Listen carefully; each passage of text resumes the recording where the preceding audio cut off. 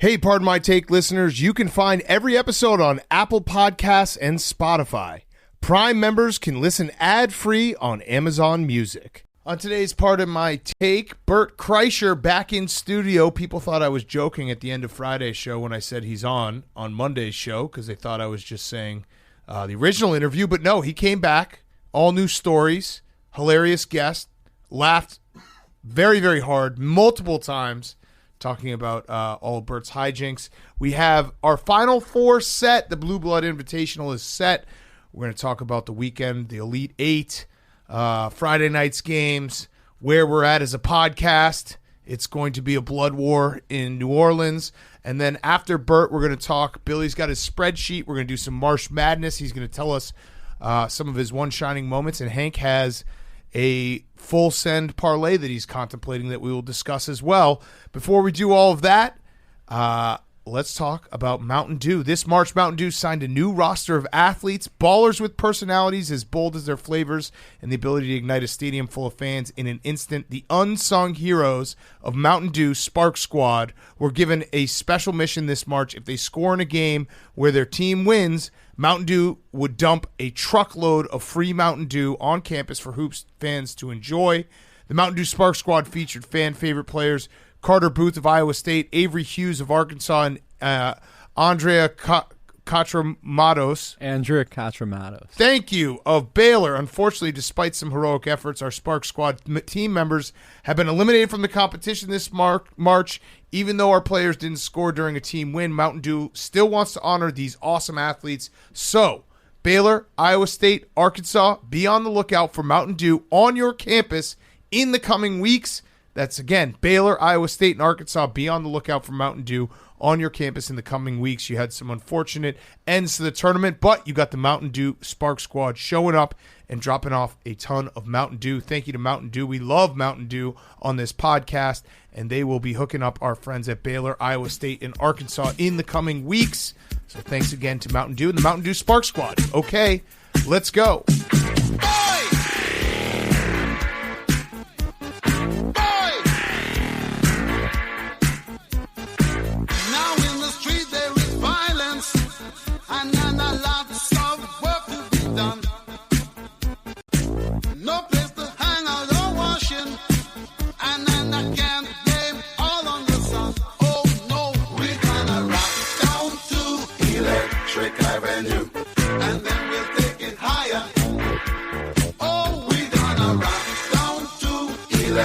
It's Pardon My Take, presented by Barstool Sports.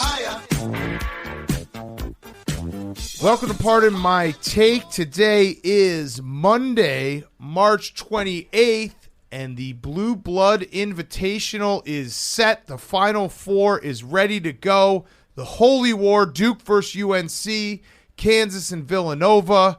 We're there. It's going to be an all-time weekend in New Orleans. This might be the best Final Four start to finish in terms of brands, in terms of not to go all R word on you. Yeah. But if you look at, you mentioned Blue Bloods. These are four. I would even say Villanova might be a Blue Blood. Well, I saw somebody asked you if they were a Blue Blood. New Blood is how you could refer to them, but they do also. They have the 85. You know, so they're. I always say counter to that is like Duke wasn't anyone until Coach K showed up. Yeah. So I mean, you got to build your history at some point. I would take away one drop of Blue Blood from Kentucky, like Elizabeth Holmes, and I'm giving it to Villanova. Biggest losers are definitely Kentucky, Indiana, UCLA, the Blue Bloods that didn't get invited to the Blue Blood party, and a special, terrible, terrible weekend. If you are an NC State fan, go abroad. Go somewhere where your cell phone doesn't work. Do not watch these games. I feel terrible for you. I don't know. I mean, NC State, I think NC State fans know who they are in basketball. It's like we had Jimmy V. But this is a disaster. I mean, this is the you're surrounded. Their big brothers are about to clash on the main stage. We're gonna have a fucking 5-day suck of Coach K's penis, and then we're gonna have Carolina versus Duke.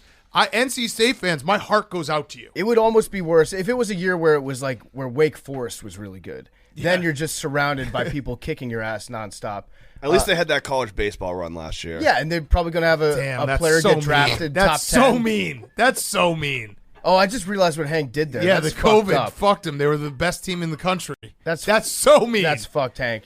That's a dookie for you, I'm though. sorry, They yeah. fucking know they thumb their nose at everyone else. Well, the state schools. Yeah, exactly. It's like, okay, safety school. Hank could have gotten there with his eyes closed. Yeah, Hank got a full academic scholarship to NC State. Turned it down. I do think, though, that With a 2-3. if UNC, and it's interesting, like everyone's going to say, oh, these two teams have never played before in the NCAA What? tournament. Have you heard that one yet? Wait, what? No, that's first reported by us on Parted by Take. First time, you must credit, if you see anybody saying that this is the first time they're playing in the history of the tournament, that stat actually came from us initially.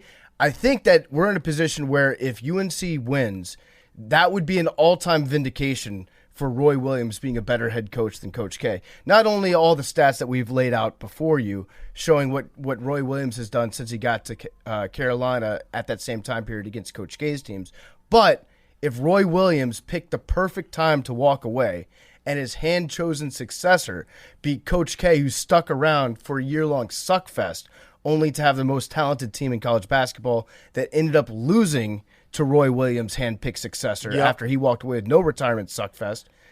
I think that's another feather in the cap for Roy. He also, though, has it could go the other way for him. UNC could lose, and Kansas could win it all, and then Bill Self, he already has a better resume at Kansas than Roy Williams did, but it would be like a total dunk on of his resume at Kansas versus Roy Williams' resume. I would be fine with that. He was a better Kansas coach than Roy Williams. He was. Roy Williams He was is. better in the state of North Carolina than Coach K. So this is going to be, on a personal level, this is, I would imagine, the biggest game of my life where neither of my teams have anything to do with it. I was trying to think about it, like obviously a big Packers playoff game or LeBron in the finals, but it's everything you love about sports because if UNC wins, it will be one of the best nights ever.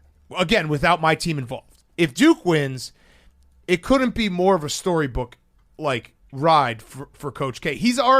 I've already admitted some defeat because getting to the Final Four is like his farewell tour has worked. And I also just want to say, Hank, I feel for Coach K at this point in the farewell tour. He had a quote on Wednesday where he said, it wears on you a little bit because everywhere you walk, everyone is taking a picture of you and they're watching everything. And I just this poor guy, everyone's trying to take a picture of him on this tour that he announced 10 months ago. I never saw this coming. That was never the idea, though. Never, ever. It was all about the players all the time. So Coach K, living in a fishbowl here, again, after announcing his retirement tour 10 months ago and then making everyone suck him off for 10 months straight, I feel bad for him. His penis is probably tired, Hank. He's been sucked dry. Yeah. And he's still got 5 more days to go. There's only so much you can produce. So, this is monumental. I am very, very nervous for this weekend because it's all. I spent all day Saturday.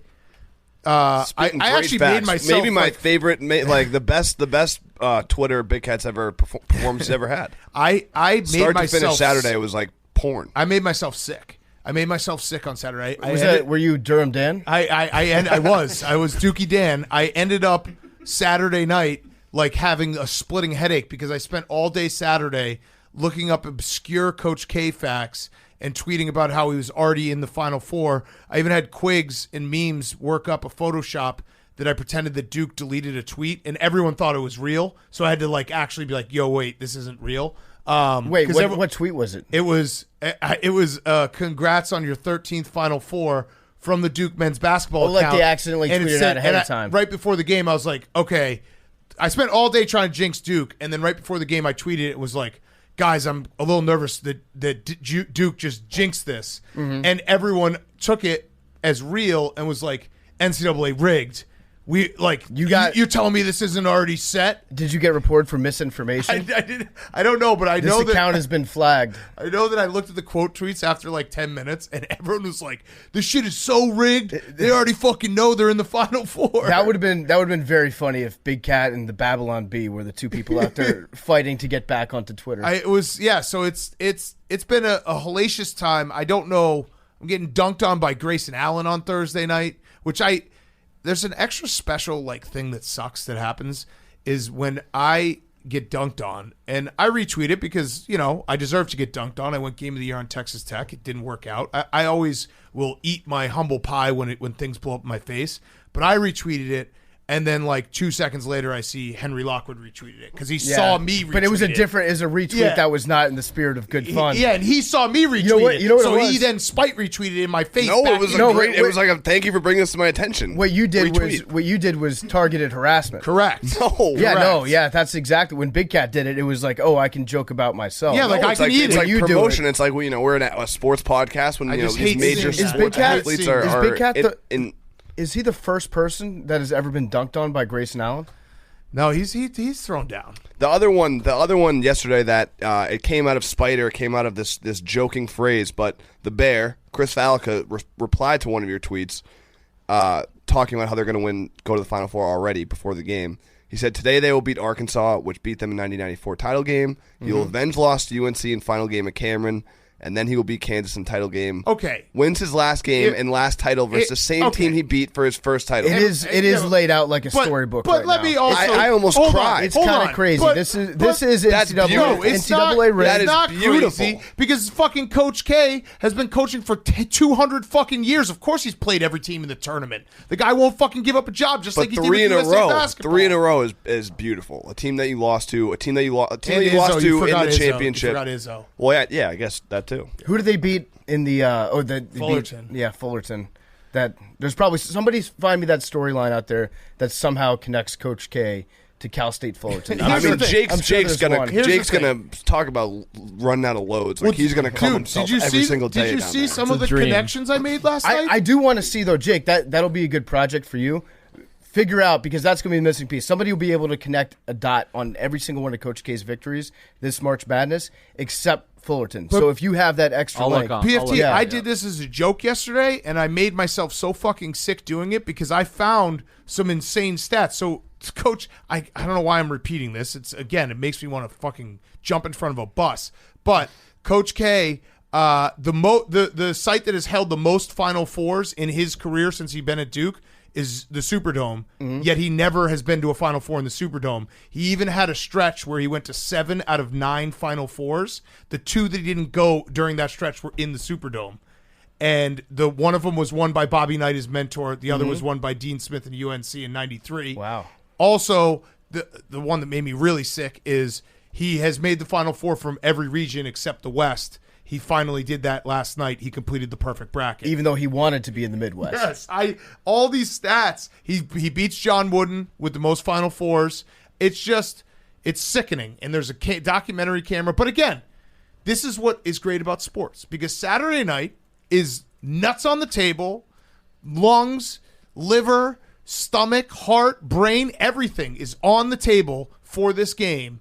It's Duke, Carolina. Have they ever met in the tournament? Let me look it up. No, they actually haven't. So despite the fact that they've combined for 36 Final Fours, they've never met in the NCAA tournament. Off the top of my head, I think Kentucky and Marquette have met the most with 10. Wow. And it's everything is in there. Everything is in there. Like if UNC wins this game, it will be devastation for Duke. And if Duke wins this game, it will be like his last loss in Cameron doesn't count. I know this. And the worst part is, like on a purely basketball standpoint, Duke's playing fucking unbelievable. Like I'll admit it. They are playing lights out basketball. They're so goddamn good on the offensive side of the ball. And like everyone that they needed, because I've unfortunately spent enough time around Hank and Rico and Marty that I know all the players on Duke. Like all the guys they were complaining about in January are playing their balls off now. No, they're a fun team. Like I don't know shit about college basketball. They're not fun. And from when I started watching them, the first game I actually saw them that tip-off game against Kentucky. I checked in with Duke a few times over the course of the year. They seem like they have the best team. When everybody's like when you have Banchero, Roach, and Keels all playing well at the same time, Roach is the one. I don't think that you can stop them. They hated Roach in January. They thought Mark Williams couldn't do anything in January. Mark Williams is awesome now. These guys are like all-stars. Oh, also, I just thought of this. I popped in my head because you mentioned that first game. Didn't Kentucky win that game? Did they beat Duke? No, Duke won. Oh, Duke won. Yeah. I know Kentucky kicked the shit out of Kansas, so that's got to hurt to know that you beat the fuck out of a team that is in the Final Four. Mm-hmm. I will also be claiming this Duke national championship on behalf of Northern Virginia because they have two guys that went to school at Chantilly. Hell yeah. Like right down the street. This is a Nova championship. And actually, you know what? Think about this, Baguette. If they beat UNC. They get to the championship game. Wouldn't it be sweeter to see Coach K go out losing in the on the biggest possible stage? Oh, yeah. That would be awesome. But again, I'm running out of time. I've done everything. I went game of the year on his ass. I went fucking reverse and Dookie Dan on his ass all day. Made me want to kill myself. I now am going to put him in the CLP. I'm running out of bullets. I don't know what else to do. It's going to happen. I've kind of come to terms with the fact that, like, it's probably going to happen. And going to leave the room? It's going to make me so. A part of me will die. A part of me will die when Coach K cuts down the nets one last time, and I have to watch it. And I'm just like, and then they're going to put out the documentary, and I'm going to watch the documentary because I have to. Because I have to find the points when he's being an egomaniac and a piece of shit and clip that and post it. Oh, you don't think he's going to be the one that has final cut of that? But I don't think he can. I don't think he knows how fucking ridiculous he is when he's like, I'm just sick of everyone taking pictures of me and making this about me. Like, he has no self-awareness with that. I hope they include the part where he told Paolo Banchero to shut up last night on the court. That was something. Yeah. He came out there and he was just like, this is the GOAT right here. Which, by the way, I still think John Wooden is the GOAT. But cheated, but so did Coach K. Everybody cheated. Yes. Oh, by the way, I figured out why I say Wooten. I was watching the games with my dad last night. We were talking about the best coaches. He incessantly refers to John Wooden as John Wooten. Yeah. Which is, I guess that's like a regional dialect that I picked up from him. But just the region just being your home? Yeah, no, it's as Bruce Allen would say, the McLean accent that he's got that throws off. But yeah, Paolo Banchero was on the court being like, this is the GOAT. And Coach K, what does he say? He doesn't say, oh, thanks, that's so nice, or this is my favorite player. No, Paolo, you're the GOAT. Yeah. No, he says, shut the fuck up and get off the camera. Shut the fuck up, go get another vodka soda. Yeah. I have the Cal State Fullerton potential connection. Okay. It was their first time ever playing each other, but on the date they played each other, Mike Krzyzewski was introduced as Duke's head coach on that date in 1980. Wow. Yeah. Wait, that was when? When they played Cal State Fullerton. Was the last time? Wait, that date. Got it. Yeah. That Superdome stat was crazy. Yeah. That fucking makes me so sick. I got to do some research on the Superdome and figure out exactly what the play is going to be for the over-unders in these Final Four games. Because some football stadiums are good for points, some are really bad for points. Well, over-unders are on the unders are on a 11-1 streak right now in the Sweet 16 Elite 8. So that was this Elite 8 was exactly why I said this to start the tournament. I want upsets early, favorites late, and I'm not even going to blame the great run by St. Peter's or the great run by Miami or even like Arkansas who stunned Gonzaga. I'm going to blame the guys who lost. Gonzaga, like, fuck you. Mm-hmm. Kentucky, fuck you. Auburn, fuck you. Like, you guys ruined the Elite 8 for everyone else. Tennessee, fuck you. Yeah, I mean, you ruined it for everyone else. So St. Peter's, that was... We all knew it was going to end. When it was going to end, it was going to end very badly, and that was, I mean, it was never even close. We always say, like, if a team pulls off that upset, 99 times out of 100, UNC wins this game. Yeah, this was one of the 99 times. Yeah, and also, no one hated that game more than Matt Painter because he was watching that game being like, wait, this wasn't this. What's happening here? I thought this team was really good. What a bad job that Purdue did against them. Like, you've got them outsized. You've got one of the best players in the entire country, and then you just show up and you get dominated by guys that probably position to position you were probably 4 to 5 inches short of them across the board. Yeah, that was a really bad game plan that they had. Also, St. Peter's hit a lot of good shots in that game, but the slipper is off of the Peacocks. Yeah, and we should at least mention, because I think, unfortunately for Nova and Kansas fans,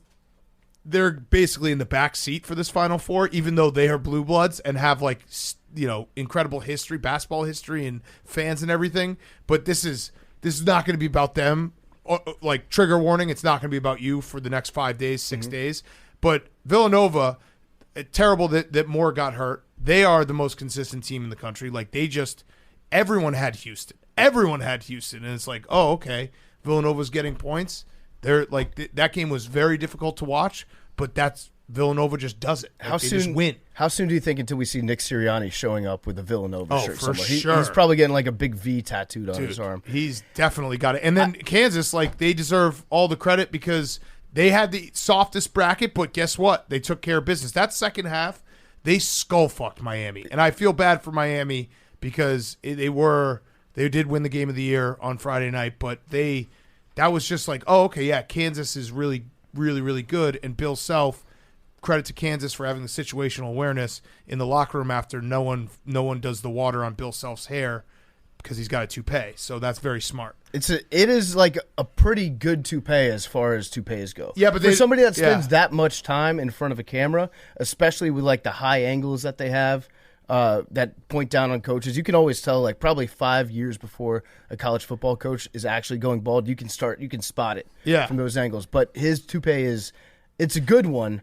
But I feel like he also has to change the color of it once every like month or so because stay ahead of the FBI. The rest of the hair is like going slightly gray, so he has to almost reverse just for men the toupee. Right. But it is very funny because I noticed that and I was like, oh yeah, I bet you if this toupee gets wet, it won't get wet. And people be like, hey, why is this guy's hair not wet? Yeah. Like it wicks off like fucking AstroTurf. He would look hilarious if he just went full bald. If he had like the horseshoe, I'm talking. Like I'd root if he for just him. took the toupee off. I don't remember like ever seeing kind of a frumpy, just straight up bald dude coaching a successful men's basketball team. Well, I guess Rick Rick Majerus. Majerus wasn't frumpy. He was just a hoss. He's a big I have boy. some little nuggets related to your guys over. You don't know what you're going to take yet. 2012 Superdome, New Orleans.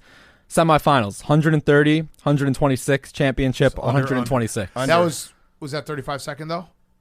What? 35-second shot clock? Oh, yeah. Okay, so we And got it to was look still deeper into that. low scoring. Yeah, but that's around where totals were when it was 35-second shot clock. Fair, yeah. But those are all probably under numbers. But Possibly. I'll Yeah. look into it. What awesome alumni do you think we're going to see down there? Do you think we can get Mark Mangino from Kansas? Whoa, Mark Mangino, but what about, Everyone's gonna be Marty down Mush, Yeah. Henry Lockwood. Yep. We got the fucking best. Seinfeld, Adam Silver, Kevin Hart. Romo. What team will Kevin Hart pick? Jason Garrett. That's a big question. Kevin Hart's Hart's he's gonna got go a lot with of choices to whatever make. team pays him the most money. Yeah. I could see Kevin Hart showing up in any of the four colors. I could see JB Smoove showing up. I think it's going to be a star-studded weekend. Yeah, MJ will be there, but he's definitely going to just show up like right before tip and like helicopter to his seat out. Do you think MJ goes out and parties in New Orleans? I feel like he's got like probably a steakhouse or a bar might. that he owns in every Casino? single city. Well, there's a casino. Isn't There there is, like, yeah. I'd isn't say there it's like a low-key casino. beef with MJ in Carolina too? Like, But he was there for the oh yeah, the ceiling is the roof. yeah, and he was also there for the finals when Villanova hit the shot. JJ Redick already said that he's going to be there, and he's tweeted he's going to be insufferable this week. I don't know why that's a change from how he usually is. I love JJ. it's but not I hate celebrity, him right now. but it's athlete.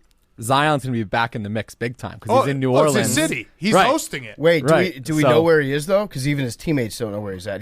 Last I saw from Zion, he was practicing basketball on a court that had trampoline. It was basically a slam ball court. Yeah. If you watch the video, either he's so big that he makes the wood bend underneath him, or he's practicing on mini tramps to show people he can still dunk.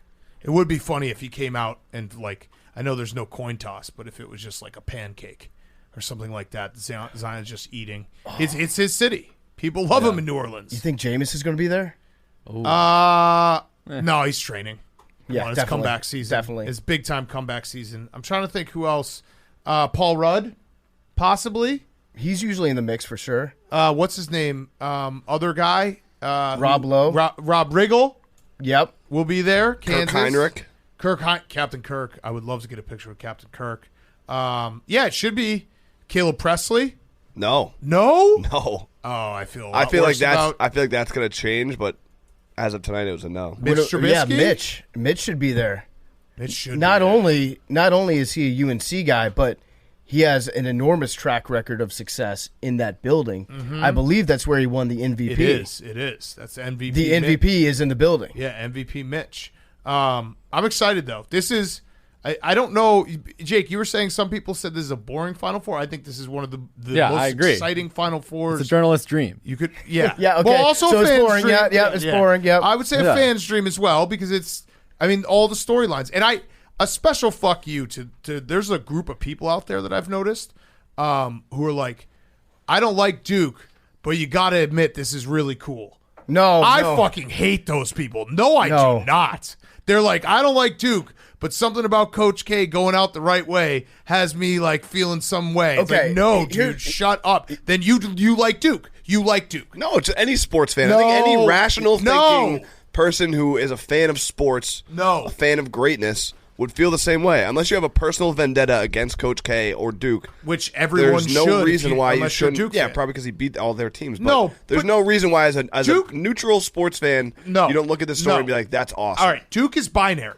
Duke is, if you don't have an opinion about Duke, I don't trust you as a sports fan. Either you love Duke or you hate them. You can't be like, I don't know, I never really had an opinion about Duke. I do think though that it's good for the conversation around it. It's exciting in the sense that everybody feels some type of way about this game that's about to happen. Yeah, that's fine. But so exciting is one thing, but it's not being like, as somebody who's not a Duke fan, I'm not like pumped that Duke's going to be there. No, I'm excited to talk about Duke being there. Yeah, that's fine. And I'm excited for like all the trappings that go around it and getting to make fun of Duke and hopefully watch Duke lose there. But that doesn't mean that I'm like, you know what? I can put aside my emotion and just say this is making for excellent copy. Dude, that actually is happening right now, and I just want to like give a mini speech to all of the Duke haters out there that listen, you've been tortured. This guy has tortured college basketball for 40 years. He's made it all about himself. He's won all these titles. He's gone to 13 Final Fours. He's basically just sucked up all the oxygen of college basketball. Don't let up now. We're right there. We're at the finish line. We have to close ranks. We have to have each other's back. If you hate Duke, continue to hate Duke. Do not, like, just because fucking Mickey Krzyzewski shows up looking kind of hot, don't be like, oh, Coach K, I'm feeling some kind of way about this guy. Add that to the list, Hank. Yeah, that's definitely on the list. Yeah. That's fine. I did have one guy being like, I could never imagine during Dookie Dan on Saturday, some guy was like, Coach K is one of those guys I could never imagine having sex, and I almost threw up. As I was typing it, I threw it up. I was like, "Are you kidding me, dude? Mike K fucks like a stallion," and I was like, oh, "I can't believe I just tweeted this." I don't think I retweeted that one too. For the record. I don't think he doesn't fuck. He makes love. But let's just stay focused. Don't let anyone. There's going to be stories written about like, I never really liked Duke, but you got to admit this is really cool for Coach K, and like, wouldn't this be sweet? No, it would not. If you have that moment for like 1 second, slap yourself in the face and realize that he will have this over us forever. And we'll have to watch a documentary, and Duke fans will get to talk about how it was the greatest thing ever. Duke fans have never gotten to go to New Orleans. Like, they haven't gone to New Orleans. They shouldn't be allowed. Yeah, because no, they're fucking losers. I don't think that Duke alumni are cool enough to be in New Orleans. I think anyone need a lawyer this weekend? Yeah, maybe they represent Tulane, like a Tulane kid that gets arrested for drunk driving his car down Bourbon Street. I feel really bad for bouncers on Bourbon Street this weekend because they're going to get a lot. I'm a lawyer. My dad's a lawyer. Mm-hmm. Don't put your hands on me. Yeah, don't get into a fight on Bourbon Street, not for the usual reasons that you'll get your ass kicked, but because you will face a tremendous lawsuit that will bankrupt you and your family. I remember when in 2015 I was talking to a bartender and they're like, if Duke wins, we're making like a fraction of what we should be making on a Final Four weekend.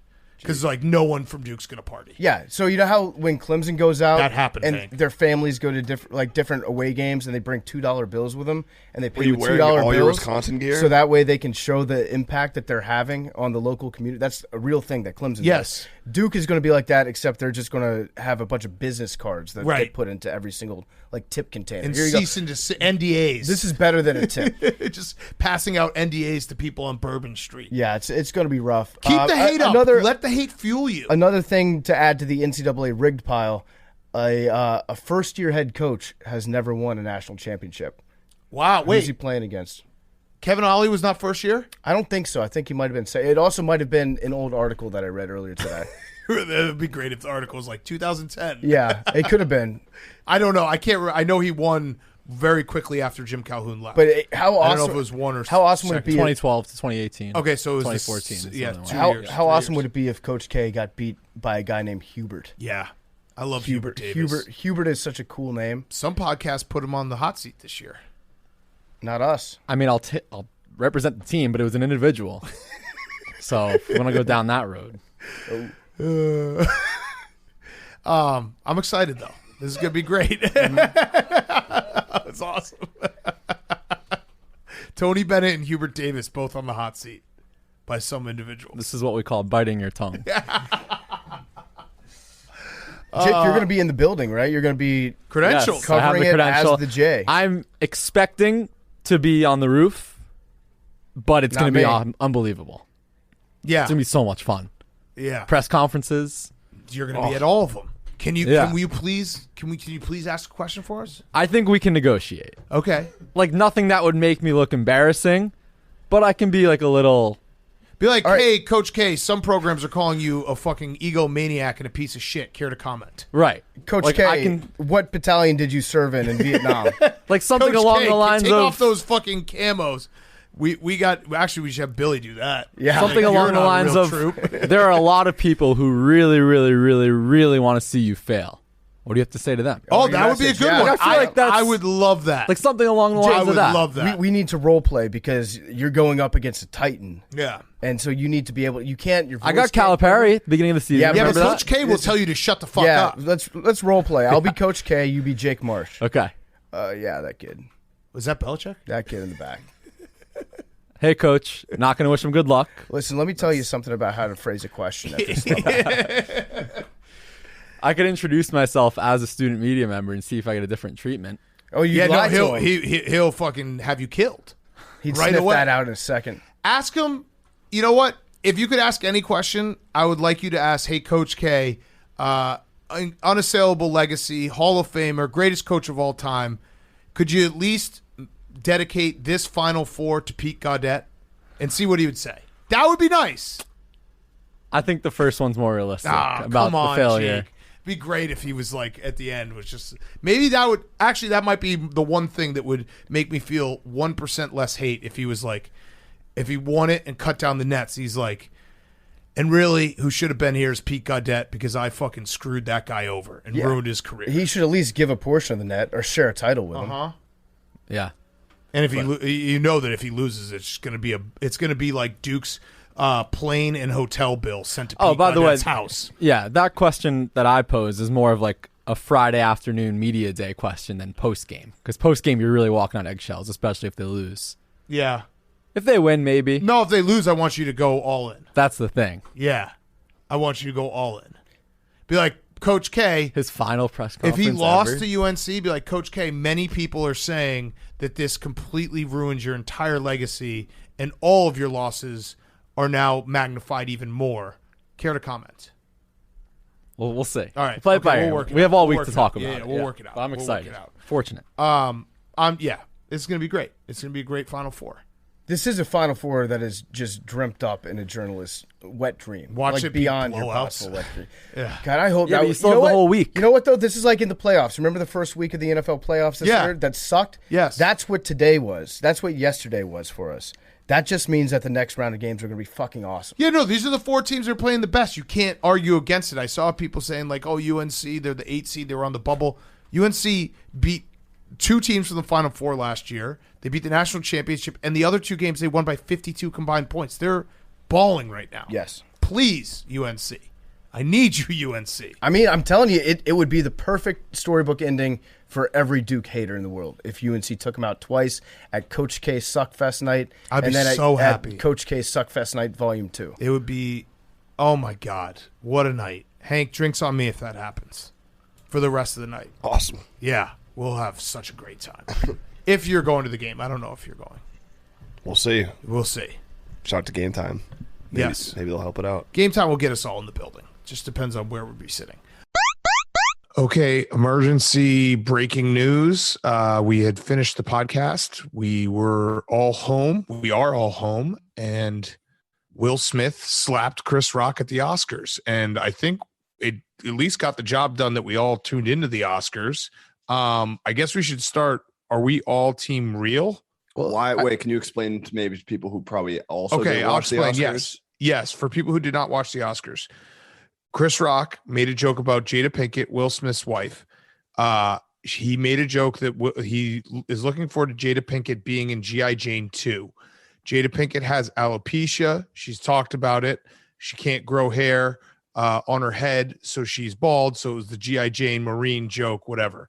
Will Smith laughed, then looked at Jada Pinkett, big wife guy energy, saw his wife being like, no, that's not funny, stood up, walked up to Chris Rock, open hand slapped him in the face, went back to his seat, and then screamed, keep my wife's name out of your mouth twice.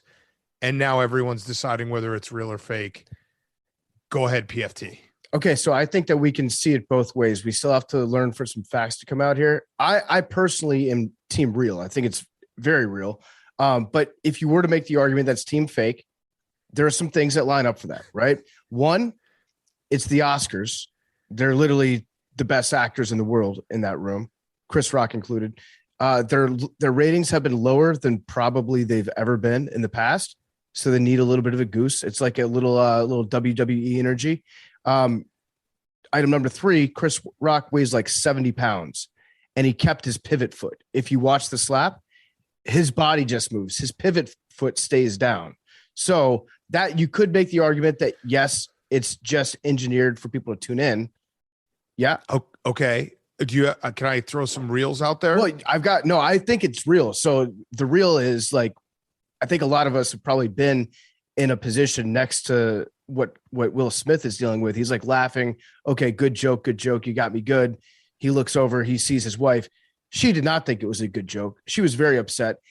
And Will Smith also had to sit through some jokes about their open marriage at the start of the show too.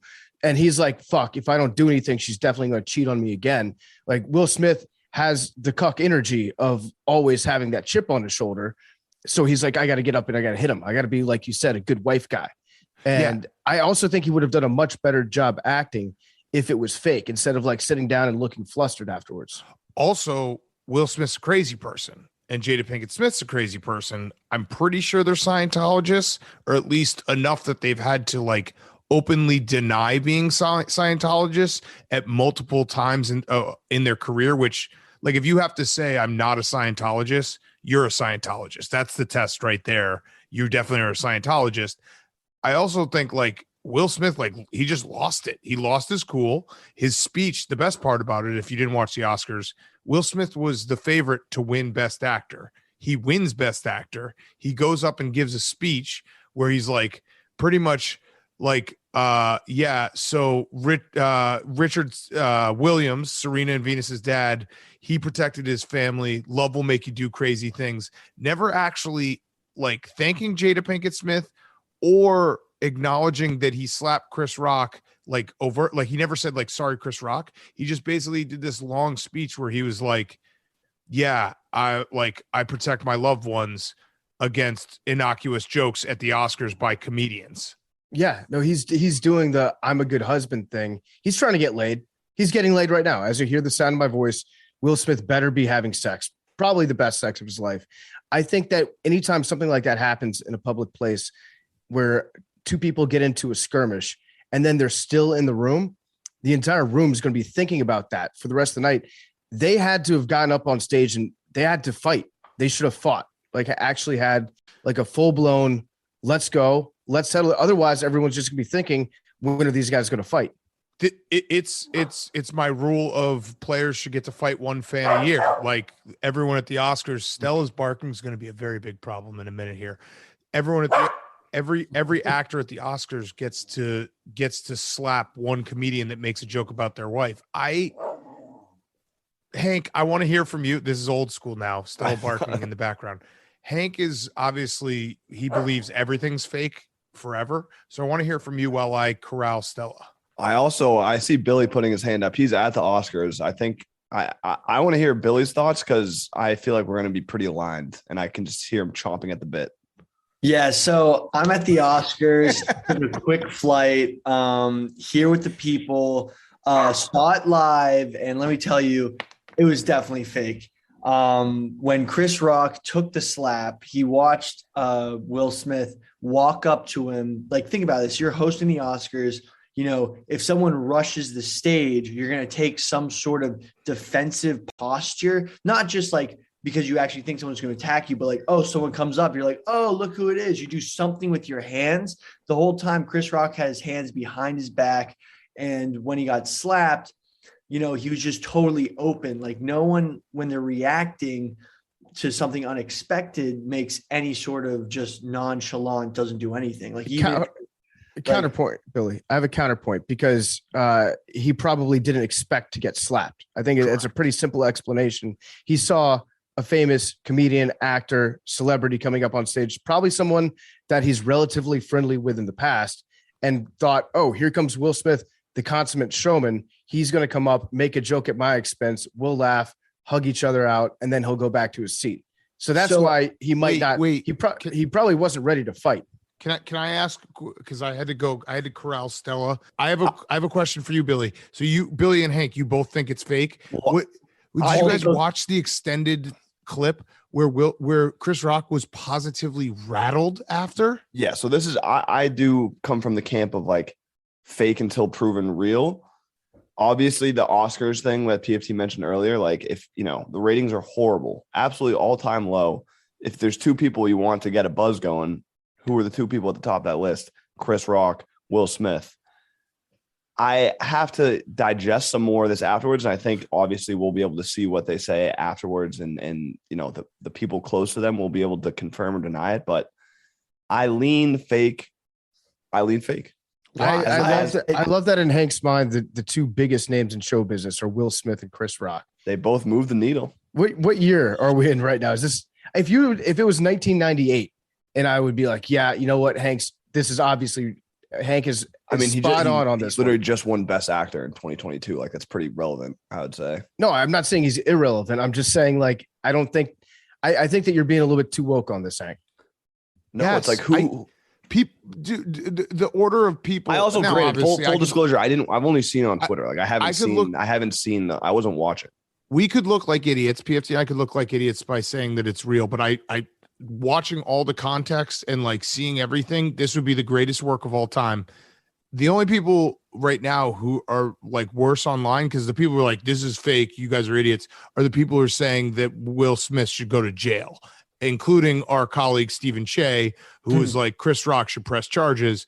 I want anyone who actually thinks that Chris Rock should press charges to go to jail themselves. I want them to go to jail. It's big time Scalaban energy. Big time. Quick question. It would be the lamest thing in the history of modern media if Chris Rock were to like go immediately to the police. Right. File a report on him. I know I can speak for myself. I don't know if I can speak for everybody else in this podcast. We have never once advocated for anybody to go to jail over something trivial like this. No. Quick piece of evidence on. Wait, Billy. I just real quick, because I saw Jake out of the corner of my eye nodding along. Jake, you definitely think Will Smith should go to jail for this, right? No, not at all. I think it's real. If I'm the tie-breaking vote, by the way. Okay, I like it. Go ahead, Billy. Obviously, you do, Jake. What the fuck, Hank? Your brain is riddled by the internet, Hank. You have fucking Swiss cheese brain. That's true. If you go to Will Smith's TikTok, he says that him and Jada are dressed for chaos before the Oscars even happened. They put that on TikTok.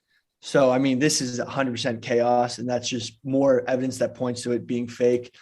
Everything is going to determine on Will Smith and Chris Rock's relationship. Like if there's a story that they've had beef and it's been like something that's been brewing for a while, then it's real. If it's like comes across like they've been friends for a long time from show business and stuff, then I'm saying fake.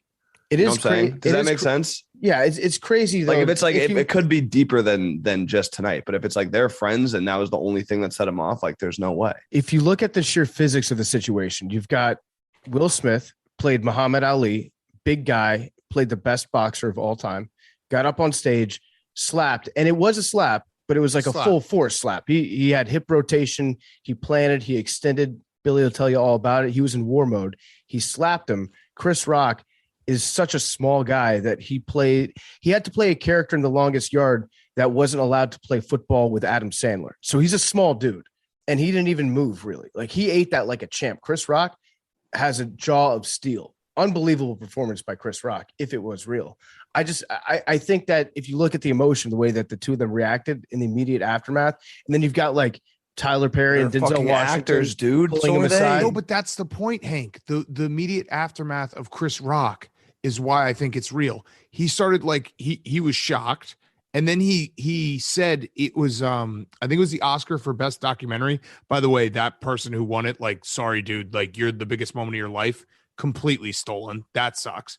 But he was like, we're gonna give out some documentaries. And then he caught himself. He's like, we're going to give out the Oscar for the best documentary. Like he was rattled, fully rattled. big winner of the night was whoever had the nip slip right after. No one's going to talk about that. Yeah, I didn't even see that. I just saw it on Twitter. Bonk. Yep. Put it I on didn't the see list. it. I saw it on Twitter. Right. What were you gonna say, Jake? So the reason I think it's real is, did you guys see that viral video of the commercial break and then like calming him down? Yes. Yes. So that wasn't on camera. That wasn't on camera, Hank. Denzel Washington and a couple other people were like trying to calm him down. How'd you see it then? What? It wasn't on the broadcast. It wasn't on the broadcast. It was someone in the stands had taken the video. I mean, this is I guess this will look stupid, PFT, Jake, and I, if this turns out to be fake. The problem is you guys can basically play it's real or it's fake forever. No, I have said my criteria. It is entirely dependent on like their relationship leading up to this night, which we'll find out about tomorrow. I'll admit I was wrong. Also, remember, like, Will Smith's in an open relationship with Jada Pinkett Smith, right? Like, they have a very, like, we've all talked about it. This is like, open relationships are always bullshit because of this. Like, he probably is like, well, I gotta do something, otherwise someone else is gonna have sex with her tonight. No, that's what I'm saying. He is the most publicly cucked celebrity of all time. And so you saw his face when she was talking about the entanglement thing. He was like, yeah, we both discussed about this, and we both think it's a good thing that she's allowed to sleep with my friends. No, like it's not. He's upset about it, and he knows that he has to be on his A game at all times, or else somebody else is going to take her home. So he's like, okay, she's upset, then I'm upset. There we go. I'm husband of the year. I did it, babe. Also, shout out. This moment was so great because it was literally like right when I walked in my house and I got like a bunch of texts being like, was that real? Like I'm the fucking, you guys probably have the same thing, like as online people and people who watch like things all the time. People always like hit me up to be like, yo, is this thing that just happened real or not? It's like, how would I know? But so I get like a ton of texts being like, is that real?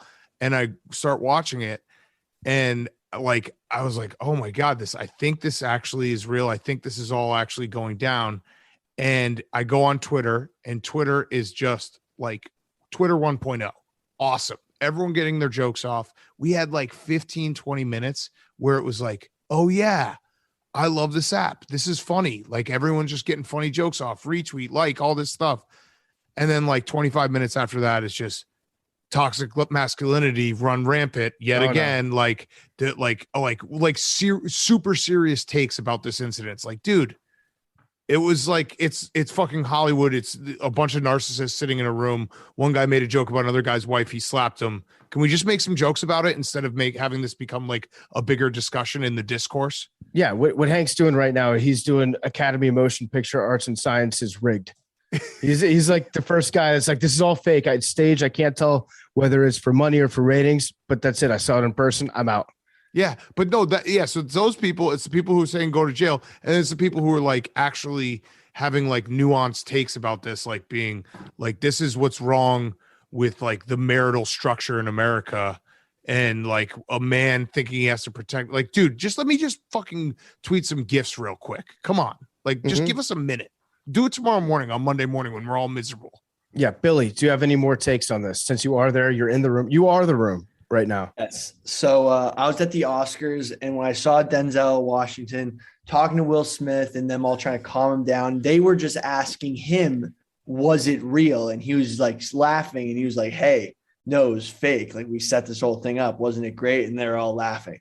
So that's what I saw. You heard that. Did you see that, or did you hear it? It's a big difference. I heard that, saw the mouths moving I'm at the Oscars. So it was a great time. And no, but seriously, I really think, because think about it. We were talking about this during the show when we were recording. I was like, oh, the Oscars are on tonight. Like, who the hell knew? And now we know. This is why you come to Part of My Take, because PFT and I have been around the block a few times. We usually have a good idea of what's real and fake. Again, we could be very wrong. Hank, I trust that Hank will do some research and try to figure it out. And then we have Billy, who is like the embodiment of 2022 internet, where like Chris Rock could press charges, Will Smith could go to jail, and Billy will still think like, no, this is some kind of pedophile ring cover up. and JFK Jr. is about to be announced president. Honestly, I fall for a lot of fake stuff on the internet, and this is one of those ones where I'm just like fake. You feel like you're ahead of the curve. I have one last question. The most important question. Memes. I don't know if you have a mic. Memes has been on the show before. Memes, obviously, everyone knows it runs a bunch of our social and does an incredible job, and we talk about them all the time. Memes, can you quantify what this is going to do for your life in terms of the memes that are coming out of this? Like, you just got an entire new memes template, a perfect memes template that you can use for anything. How are you feeling? Can you guys hear me? Yeah. All right. I think it'll last like one more day. Yep. And then it'll pick back up probably during NBA finals. Yep. No, I think that's perfect because people that are going to be making memes out of this in like 3 or 4 days, too many people have seen it. So it's already reached like mass exposure. So the countdown clock on it is finite. So like when Michael Jordan cried during his Hall of Fame acceptance speech, not a lot of people were tuned in live. And so it had a longer tail on it. This one, it's like, okay, everyone's seeing it tonight and tomorrow. And then after that, it's going to take a big pause. I was thinking actually until football season, but when Meme said NBA finals, he's absolutely right. The NBA finals are 100% going to be ground zero for this meme to resurrect. Yes. All right, Memes. That's why you're the best. Anything else? I mean, crazy. We don't do emergency segments for many things, but when Will Smith slaps Chris Rock at the Oscars, real or fake, here we are. We're making sure that we give you our takes instantly. We'll put another one in the it's real category because I don't think that Will Smith would do this on the night that he won his Academy Award for Best Actor. That seems like a pretty important night in a person's life. So I don't think that he would flip out like this on that evening. And there's no chance. No, I'm putting it at 0. PFT commentary gives it 0% chance of being a fugazi. This was a real event.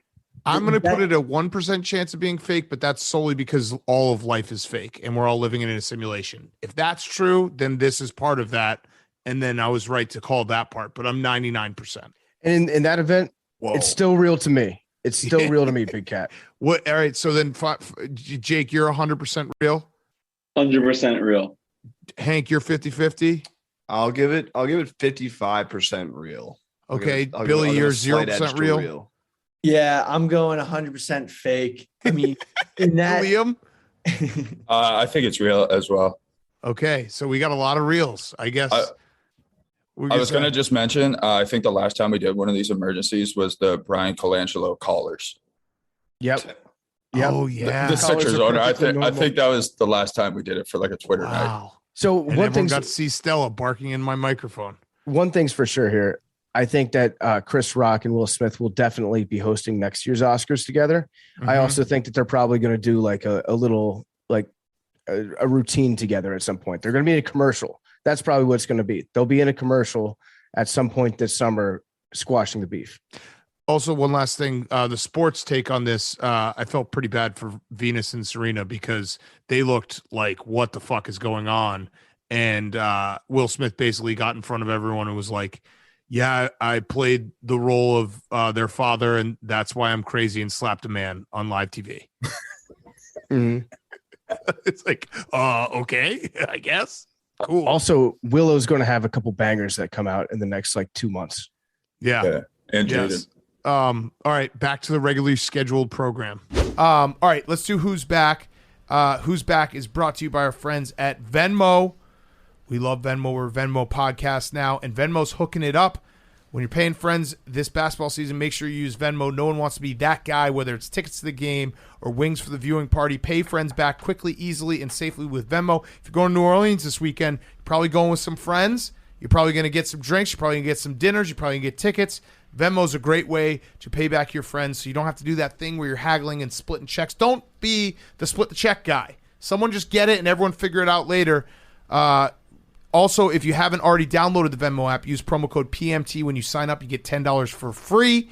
$10 for free. And reminder, we're giving out $100,000 to AWLs throughout all basketball season. Send a Venmo payment for any amount and include hashtag PMT in the payment note for a chance to win up to $500. If you win, your screenshot your winnings, post it to Twitter or Instagram, and tag Pardon My Take.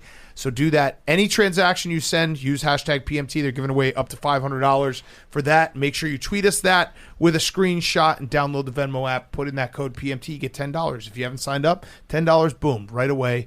Get yourself a beer in New Orleans. All right, Hank, who's back? By the way, we're going to do Billy's spreadsheet after Bert, as well as Jake's one shining moment, as well as Hank's decision about what he's going to do with the hottest gambling streak he's ever been on in his life. Big time. Shout out to the Game of the Year. Just kicking things off right. Well, Duke. You're welcome. Duke, then Game of the Year. You're welcome. Both Game of the Years. Well, no, that one didn't count because you bullied me into it. True. My Who's Back of the Week. Clip that for me, yeah. Bubba. Yeah. Peace times. My Who's Back of the Week. It is not. It's war times. I hate you. Well, and I would say you shouldn't have fell for my obvious trying to get you to pick against Duke. But all right, cut that, please, Nick Bubba. Castellanos is my Who's Back of the Week. Did you guys see this? We had a discussion, so we'd to hear you talk, and then we will present our side. I was just going to say what happened. He's on the Phillies now. He's in spring training. As he was in his first at-batter, he's getting his first hit. The broadcast was talking about how one of the Blue Jays coaches got a DUI and was like talking about his apology, talking about the whole situation, and lo and behold, Nick Castellanos gets a single. Okay, so I think it's funny because they were actually talking, like the announcer was talking about the DUI while it happened, but we have to be protective of our Castellanos memes because it can reach a point where a bloop single is qualifying the exact same as if he hits a dinger.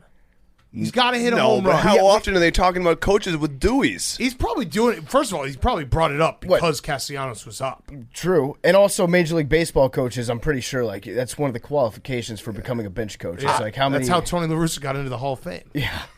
Like talking about, I think the criteria is like a fucked up situation that the announcers are talking about, and then all of a sudden they have to talk about how Castellanos got a hit. I think you have to have a home run, and it can't be a situation where somebody like sees that he hits a home run, and then they Google like any bad news story that's happened. Like, oh wow, looks like Putin's shelling Kiev again, and they're like, well, Castellanos did it again. You know, like it has to be something that is tied in, either a massive trending event that happens at the same time, or the announcer is talking about something that hits a home run. Well, that's why we do spring training, so we can kind of get through this before the season starts. Yeah. But like, is he back or no?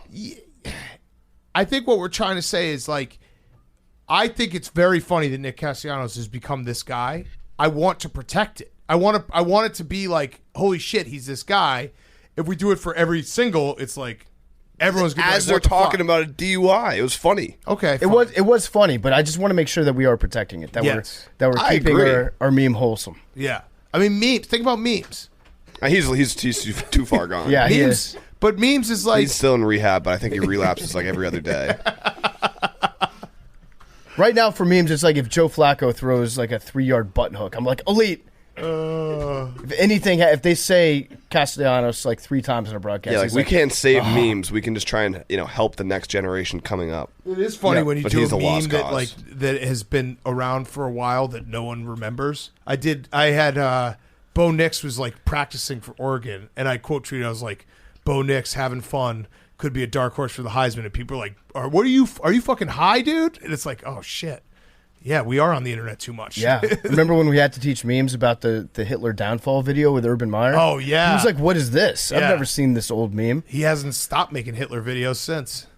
I actually, hand up, I told him that he should do a video where you're Hitler after Coach K won. But then we both agreed that probably not a great idea. I'm fine with that. Listen, here's all I'll say about that. I understand the internet. I have a fucking arsenal in my phone right now for when Coach K eventually, hopefully, loses. So I understand that the other side is also loading up the guns and the nukes ready to bring me down. I know what's at stake here. Yeah, how about this? Memes. I know you're listening. If Coach K wins a natty, you have to have Big Cat finding out about it down in the bunker. Yes, that's fine. I'm fine with that. I'm absolutely fine with it because again, I have a lot of videos that I will be just fucking flooding the timeline with if it goes down. My who's back of the week is the U.S. men's national team. Yes. We're in the World Cup, bitch. Suck my dick, Italy. They didn't make it. We did. We just beat Panama, I think 5-1. Yeah. Didn't keep the clean sheet, unfortunately. The golden generation for the U.S. soccer team is here. I just hear people say that. It sounds so cool when they said it about it's the Belgium. best. So I think we can officially declare, because this team is young enough, I'm just going to say this is our golden generation. This is the golden generation, and the boys are dancing. Yeah, we're in it, and we're gonna have to play it during football season. That I can't decide if it's going to be fun or if it's going to suck. I think it's gonna suck. It might be too much going on. I think we're gonna get a I mean, lot we're of. not gonna fucking get out of pool play anyway, so who cares? But I think it's gonna be. We always get out of pool we're gonna play. go like 1-2. When we make the World Whippy Cup, fucking do. we always get out of pool See play. All right, so 7 years. here's what we can do. We We're can gonna be role the group play of right death. now. FIFA rigged. What time will the games be? They'll be in the middle of the day Yep. because I think they got to play at night there. Well, yeah, no, it's in Qatar, which is halfway around the world, but because they have stadiums that were built with slave labor, they're not going to be able to play them during the heat of the day, which is like 120 degrees. Right. And they promised that they would make like giant air-conditioned stadiums outdoors, which I don't know. I'm not Bob the Builder, but it seems like that's pretty unlikely to accomplish in the next like 6 months. Correct. So yeah, the games are going to be at nighttime, afternoon and night, I think. Yeah, so let's just throw this out there. It's Sunday. We're here. We're watching games. You say, hey, USA's about to play. You're not getting a TV. And I'll watch the games. I'll watch every other, like when football's not on, I'll be full-blown Pulisic, fucking go USA. But we have to, you realize that, right? I do, and I'm actually looking up the times right now. We might be wrong. So right now it's 4:13 in Qatar in the morning. So if they play in the afternoon, like evening, that's still going to be kind of morning for us. So I think we'll be okay as long as they don't schedule us on a. If you schedule, Wait, how many hours difference is it? It's Monday at 4:13. It's 9:13 So it's here. 7 hours different. 7 hours ahead. So a 1 o'clock kickoff. If and you 8 schedule, PM game. I want to talk to Sepp Blatter that's personally literally the right time. now. Sepp Blatter or whoever you have running FIFA for you, Sepp Blatter. If you schedule the U.S. soccer game on a Sunday at 1 o'clock or Saturday, I will personally slit your throat. that is not going to happen. Like we're not. That is going to be a war on Twitter. I want to see all the soccer nerds come out and be like, "How are you not watching this? Because the NFL's on. Because it's week 12." That's going to piss me right off. I mean, you can't. I just want you to. We're all on the same page, right? Maybe a laptop in the corner, Yes. but not a TV. On a Sunday, we have to have a Saturday. We have to stand for something on a this Saturday. podcast. If the U.S. is playing, I'm putting it on one of the TVs during college football. I'm not. There are not 6 college football games that take dude. When precedence Temple over that. plays UCF, I'm Nope. watching. That's better than that. Nope. I'm rooting for the lads. Onward the lads. Yes, that is. We are Lads up. Wow, that's going to be a dilemma. All right, my who's back is LeBron. He won a Razzie. That was awesome. Also, Hank, explain the story, the Instagram story from the other night. Hank, you know that LeBron fucked up when Hank walked in on Saturday and like came right over to me. It was like, "Do you see what LeBron posted?" It wasn't a fuck up. And I went to look and I couldn't find it. And he's like, "Oh, I screen recorded it. Don't worry." And we're like, "That's." I just But had it the was tweet. it was a good moment because we're in war times right now, but we can always bond over our hatred for LeBron. It was just it wasn't even fuck up. It was just all time very funny classic LeBron. Like, you know, he's the biggest athlete in the world, probably richest athlete in the world, one of them, and he's having like a intimate dinner with his wife, and he does this Instagram story where she's like clearly pissed off that he's like recording, which is just like very relatable. And he said, "Hey fellas, remember one thing." And I just think this is funny because he's like clearly like drunk or something. Like, it's just a very classic LeBron. "Hey fellas, remember one thing: a woman will always love and vibe with a real true playa. Know the difference between playa and player with a key." And then like I'll send it to you, PFT, and then he like pans it over to his wife, and his wife just gives him like the, "Why the fuck are you recording?" Well, because me? that's what LeBron's family has to deal with all the time. it's so the funny. actions of a drunk man stumbling around his own home, screaming into his phone while they're like, "Hey, please pay attention to me." Yeah, that's amazing. How long do you think it took for LeBron to win the Razzie for him to realize that the Razzie's a bad thing? Yeah.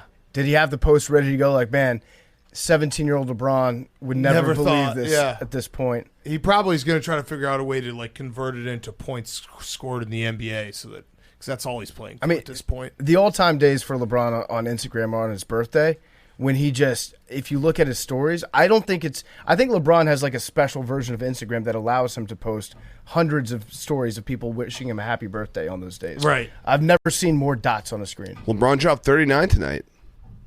He did, yeah. And they're losing. Literally all he does is score points for the record. Have you watched? We've talked about it, to the but Pelicans. It's awesome. Well, anyone could lose to the Pelicans, okay? Anyone could lose to the Pelicans. They're playing really good basketball right now. Bulls are in a free fall. 14 points in the fourth. Got smoked by the Pelicans the other night. All right, Billy, you're who's back? My who's back is Johnny Manziel. Ooh. Johnny Manziel will be returning to the football field in the Fan-Controlled Football League for their second season. He was on the Zappers last season, and he's now on the Wild Aces. Drewski's investment in the company is what drew him in.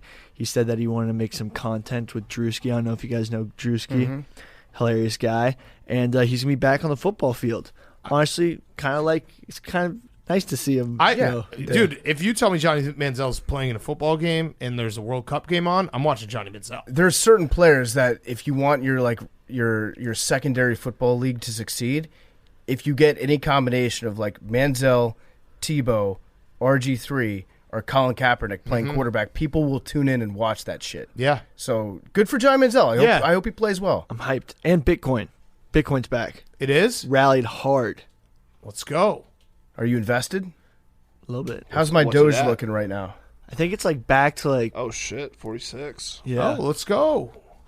Fuck all the old people think that sucks. Yeah. Tom Colicchio laughing all the way to the kitchen. Mm-hmm. There he goes. All right, Jake, you're who's back. We're going to get to Billy's spreadsheet after Burnt. My who's back of the week is Fun Rules. Oh, yes. Let's So go, Jake. There's this team called the Savannah Bananas. Yeah. It's a baseball team. I don't think it's officially minor league, but it's still pros. Unincorporated independent minor league team, yeah. Yeah, so they had a rule. It was the first or second time ever. Banana ball rule number 9. If a fan catches a foul ball, it's an out. And it happened, and it went viral, and it was really cool. I feel like the majors should consider. They've got great rules. I don't know what brand of baseball they play, if they invented their own rules, in which case, probably a nightmare for the visiting team. It's like you're playing against the Globetrotters, and you're like, I didn't know, wait, that guy's got a ladder on the court. That's crazy. But, yeah, they've got all these different rules. I think the batters are in the batter's box the entire time while the pitcher's pitching. They've got all sorts of cool rules. I like it a lot. So this one's, if they did that to the majors, that would change the game with home field. Incredible. I mean, Savannah, what they're doing right now by having this team down there is they're next on my list of like the big bachelor party cities in the country. For a while, it was like Austin and Nashville and Charleston just shitting on everybody. Savannah's next. Savannah's a very fun city to be in. It is a very fun city. And could you imagine if this, like you said, if this was MLB, like you'd have to start, like Jim Harbaugh would get paid by a team. Yeah. Be like $1 million sit in our stands. Yeah, pay Ringers, foul ball guy. Foul ball guy would make millions and millions of dollars. He would be on contract, yeah. It would be incredible. You'd be able to start him in your fantasy leagues. Yeah. Right. So, yeah, thought that was cool. That is cool. Very cool. Cool rule. All right, let's get to Bert. Great interview. Back in studio. PFT, you got a quick word from one of our sponsors? Yeah, before we get to Bert, talk to you guys about TaylorMade. Hank just got a TaylorMade. You got a driver, right, Hank? Oh, yeah. Yeah, TaylorMade is awesome. They're great golf clubs. It's golf season. Weather's getting nice. Spring was creeping up on us. You should get fitted, PFT. I should get fitted. Get one of those custom things. Hell yeah, because they don't just send you clubs off the rack. I think there are 5 different levels of customization that you can use for them. And we are teaming up with TaylorMade because we have an ultimate season opener sweepstakes and giving away 50 prizes to 50 different winners. That's right, 50 different winners. Prizes include everything from a grand prize, full bag of new TaylorMade clubs, to a new Stealth driver, to TPX golf balls, and everything in between. So now between May 10th, go to TaylorMadeGolf.com/BarstoolSweeps. You can enter and celebrate the season's first major and the unofficial start to the golf season. The Sweeps is running across a number of podcasts within the Barstool Network, and we want our loyal followers to win. We want an AWL to win, or a mobster, right? Jake, those are you guys? Yep. They are, The yes. mobsters. Mobsters. It's got to be a mobster Shout out Nate Oates. or an AWL. Nate Oates, big time mobster. Hopefully he can get his hand. He's got a lot of time to play golf. Well, hopefully offseason. someone shows up to shoot around. He's probably got a tee time that he's scheduled for the second weekend. So check out TaylorMade. Second day. Check out TaylorMade. You can make this golf season better and fill your bag with the best. Of course, that's TaylorMade. Go to TaylorMadeGolf.com/BarstoolSweeps right now for your chance to win big. That's TaylorMadeGolf.com/BarstoolSweeps right now for your chance to win big. Now here is Bert Kreischer. Okay, we now welcome on now recurring guest. That feels good. Feels good, Bert Kreischer. Feels good. And let me say this right now, Bert, off the top. We very rarely will have a guest on this close together. Like, we had you on at Super Bowl. We didn't run it for a couple weeks. Sorry about that. That's okay. That was probably weird for you. Like, all of a sudden, it pops up that you're on the show. I'll tell you immediately it came up. And the thing was like, and then my daughter smoked pot. And I was like, oh, fuck, I said that. Yeah, right. Like, oh, shit, I said that 2 weeks ago. That doesn't count. And then your name came up again, and then you were in town, and we're like, fuck yeah, we'll have him back on. Everyone loved it. So, dude, it's serendipity because I have been watching you gamble for like the past 2 weeks, and it is so fucking fun. It is so fun to watch people win money. Yeah, or lose. Well, it's really the losing lose. part that people really enjoy. No, I love when you guys were trying to get Patty to tap. Yep. And you're going, come on, yes. come on. That's like watching porn for men. Yes. That's, or I guess porn for men. They should mash up gambling and porn at the same time somehow. I'm down for it. It's like those live streams, they're exhausting. I don't know if you saw on Friday night, my alma mater, Wisconsin, played, and they played it was probably the latest tip ever. It was like 11 p.m. Yeah. So I just started getting like blackout drunk, and I was screaming. I was going to take my shirt off. Like, those live streams just become this. You lose all sense of time and space because you're trapped. You don't even go out. I didn't go outside for 4 days straight, and I'm just betting on everything. It's my favorite 4 days of the year. I'm happy you enjoy it, but it is chaos. You got to come to one. I have a gambling problem, but here's my problem. What do you mean? Well, when I started making money, gambling didn't matter to me. Like, it just didn't. I couldn't find the rush. Right. Like the rush. I remember the first time I really got the rush. I was playing poker with Daniel Tosh and a bunch of guys in Hollywood, and I had the best fucking hand, and I was sitting on it. And the feeling that you get, I didn't need alcohol, I didn't need sex, I didn't need anything. That feeling of knowing you've got the hand and your heart's racing, your hand's trembling, you're trying to hold it in. The only way I get that now, and this is going to sound so stupid, is in my kids' raffles at school. Oh, no, that's not. Dude. Listen, there's nothing better than a good bingo night either. Yeah.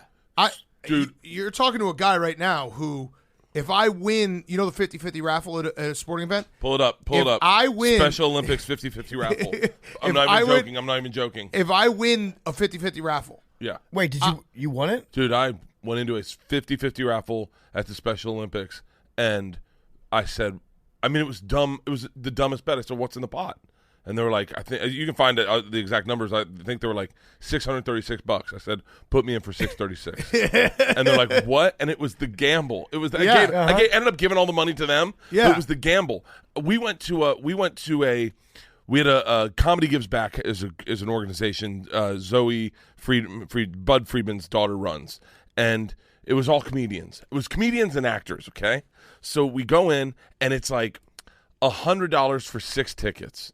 And so I wait till everyone's bought their tickets, and then I walk over and I said, what's the action? Yeah. And they're like, what do you mean what's the action? I said, how many prizes? What have you got in the pot? And they're like, well, we've sold 150 tickets.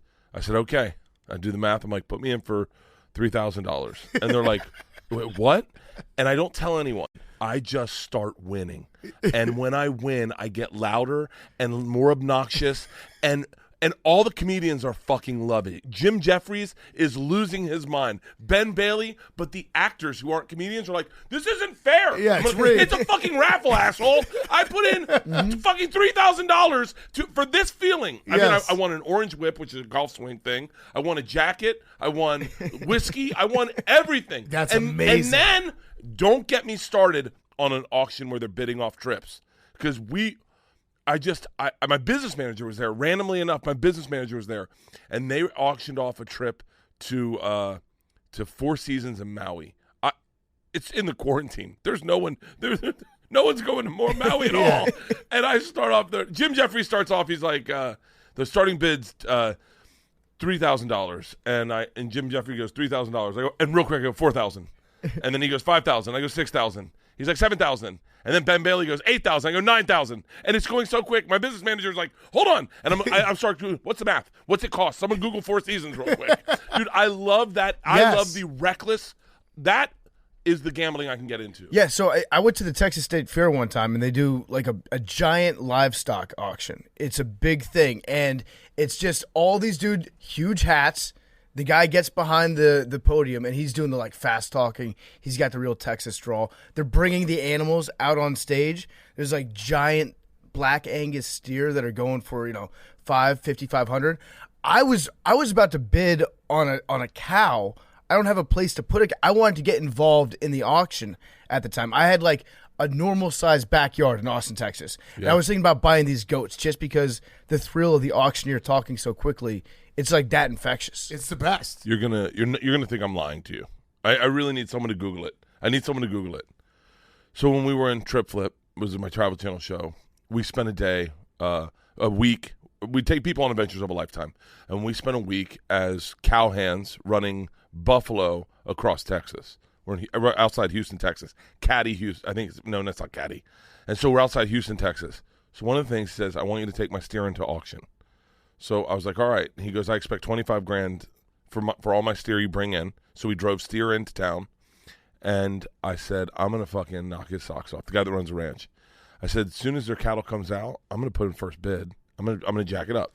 Yeah. Whatever the first one comes out, I'm going to put in the first bid, and we're going to raise the money for it. And then that way, I'm going to come in. Everyone will have sold just a little bit over what he's expecting. Right. Because I'm going to start going back and forth with them. So I swear to God, it is top 5 hardest I've ever laughed in my life. So the first one comes out, and I go, is that John's steer? And they're like, yeah, I'm with 2 other dudes. They're like, yeah. I go, all right. And they're like, hey, John's here. And I raise my hand, and he goes, sold. And I went, wait, what? There's no bidding. You just buy them. And I bought a calf for $1,300. I bought a calf, a fucking full calf. I bought one of the ones I was going to sell. I brought it back to him, and I was like, hey, man, I bought one of your calves. Is there any chance I can sell this back to you? And he was like, $800. I was like, I'll take it. Fuck it, that's fine. Oh, dude, that's amazing. I swear to God, there's that videos on YouTube. And it is, as soon as I realize what I did, you see it in my eyes, and I'm like, oh, fuck. And this is, I didn't have $1,300 to spend on, no one has $1,300 to spend on cattle. Right. You don't have cattle. The auction, though, the auctions are I once got, like, mildly addicted to auctions online in Chicago, there was a grocery store chain called Dominic's that was going out of business, so they were selling everything. And I would just go on every day and try to buy, like, random shit, like carts, everything. Like, I bought a bench that I didn't need. There was just it was sitting in the lobby of the grocery store. Yeah. And I was like, yeah, but I want it. Like, this feels cool. Yeah. And that's it. It's just like winning something. And then, a day later, you're like, wait, what? I don't need this. What the fuck am I doing? But the rush of winning something at an auction or a raffle, there's nothing like it. I think that more places should do like the 50-50 raffles. Just every day in your life. Yes. Imagine if you're going into work and like the subway car in the New York City subway has a 50-50 raffle. If you stay on for 5 stops, they do a drawing. Once you get 5 stops, it'd be incredible. It would be incredible. I'm not lying to you, Bert. Like, if I won a 50-50 raffle, let's say it like a hockey game, I think I would then become even for my life in terms of 50-50 raffles. Just 50-50 raffles. I buy 50-50 raffle tickets the second I walk into a stadium. Just the second I walk. I had a group of guys at Wrigley who literally they knew me and they knew that I love 50-50 raffle.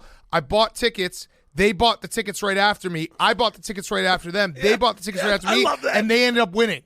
They won the whole fucking thing sitting right behind me. And really? I've never been more upset in my life. I have a picture of them. Like they're like, can we get a picture after, celebrating in my face? But it was thrilling to go back and forth being like, no, I'm getting the next one numbers. They changed the rules to raffles at my school. At my kid's school. I was going to say, you're not your school. No, at my kid's school, they made it so that every family could only buy 10 tickets. Because of you? Because of me. This is like the Burt Kreischer, this is like the Larry Bird rule? I have a joke I'm going to put in my special about it. I'm not even messing around. I would go into raffles with just stupid money and go. I mean, I have a problem with it. That, and I'll tell you the other one is that I get addicted to, because I'm good at public speaking, is running for office that I don't want. I've done that. I did that. There's this woman. I'm gonna use real names, so I apologize if I'm gonna use real names. That was not an apology, but whatever. That was just a warning. Not really an apology. That was the best. Sorry, not sorry. Mm-hmm. So there's this woman, Jenna Schwartz, right? In Valley Village, where I live, I'm telling you everything, is we don't have PTA, it's called PACE, right? That's what our PTA is. So PACE president kind of organizes everything at the school. Isla is in 5th grade. She's going to the middle school. We will no longer be working at this school. And they bring us in early for graduation, and it's so that we can, as parents, they get us there early so we can vote for PACE president, PACE, all the PACE thing. Current PACE president, everyone is on stage. I get there early, and I say to Leanne, "Are you fucking kidding me? They lied to us. We're here for the fucking elections." And she goes, "Yeah." Now, I had eaten an edible the night before, and that I'd over-medicated myself, and so I still feel it. So I said, "Well, who's running?" And they go through the thing, and then everyone's dressed up, and she goes, "Jenna Schwartz is running for president," and she's not dressed up. She's in workout clothes. And I said, "Why isn't she dressed up?" Leanne goes, "She's running unopposed." I was like, "Not on my watch." Now, here's the thing you need to know. Jenna Schwartz kind of fucked me over once, right?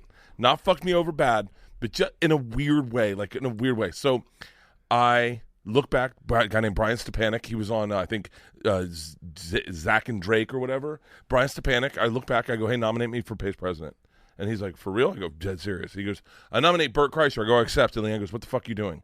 I said, I'm running for PACE president." She goes, "Honey, hold on, you're not going to be PACE president. No one's going to vote for you." I said, "Well, let me just give my speech." Jenna Schwartz comes over. She goes, "What are you doing?" And I said, "Please don't talk to me. I'm running for PACE president." We're enemies.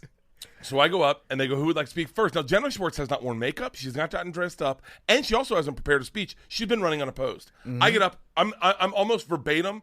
I'll call my fucking wife to prove this is how accurate my speech was. It sounds like Jenna Schwartz was like experiencing absolute power. She thought that she wasn't going to be held accountable. Yeah. My wife better answer. Do you ever fucking call your wife and then you're like, if she doesn't answer, I'm just canceling her fucking phone? She apparently doesn't know how to use a goddamn phone. It's like she'll look at it and go, "Who is this calling?" And I'm like, "That's why it rings. That's why it rings." Fuck her. Anyway, I get up on stage. Now it's maybe 500 parents in there, all of which know me. So I've had now 2 kids go through this school.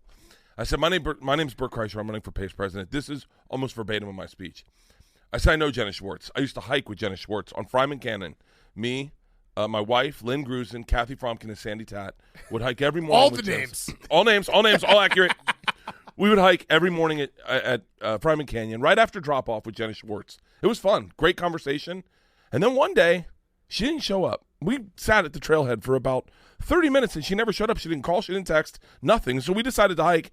And that day we saw her on a hike with Christy Goodman. She didn't say hi to us. She didn't acknowledge. And to this day, we have never hiked with her again. We've never spoken about it. And to this day, she hikes with Christy Goodman. If you want to vote for a president that one day will decide the journey they're on with you is no longer the journey they want to take, then vote for Jenna Schwartz. But if you want a president who's going to show up every day at that trailhead and wait for you to take that journey with you until we're done, then vote for me. My name's Bert Kreischer. I'd like to be your PACE president. The fucking room is shaking. Legit dudes are like, "That's my guy. That's my guy." Jenna Schwartz like, "Wait, hold on. I have a bad knee. Wait, you hike too fast. He talks nonstop." Well, she should have told you about that. There's a little thing called conversations that people can have when they change their plans. Yeah. And if they don't say anything, that's a red flag.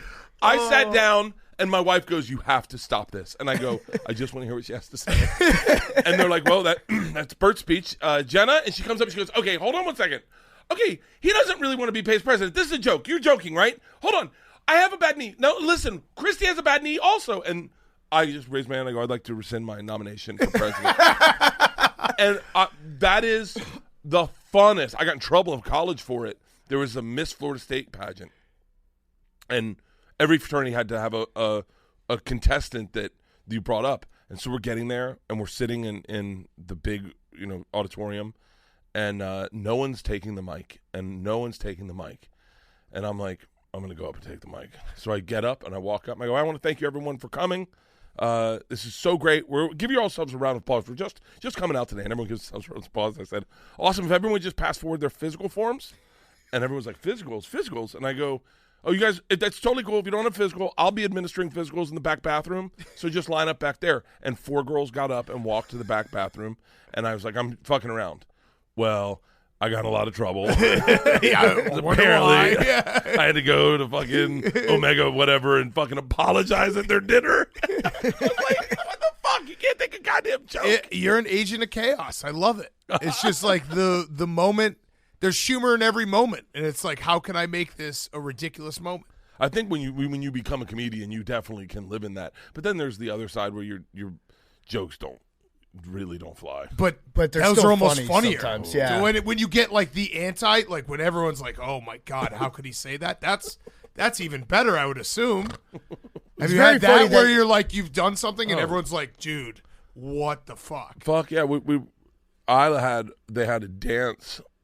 They had a dance for the kids, and then they had taught them like the foxtrot or whatever. And so it was like their first dance. And maybe they're fifth grade. And we go to that same auditorium at the school, and the parents sit together, and we're gonna watch our kids do the dance. That's how the first dance goes.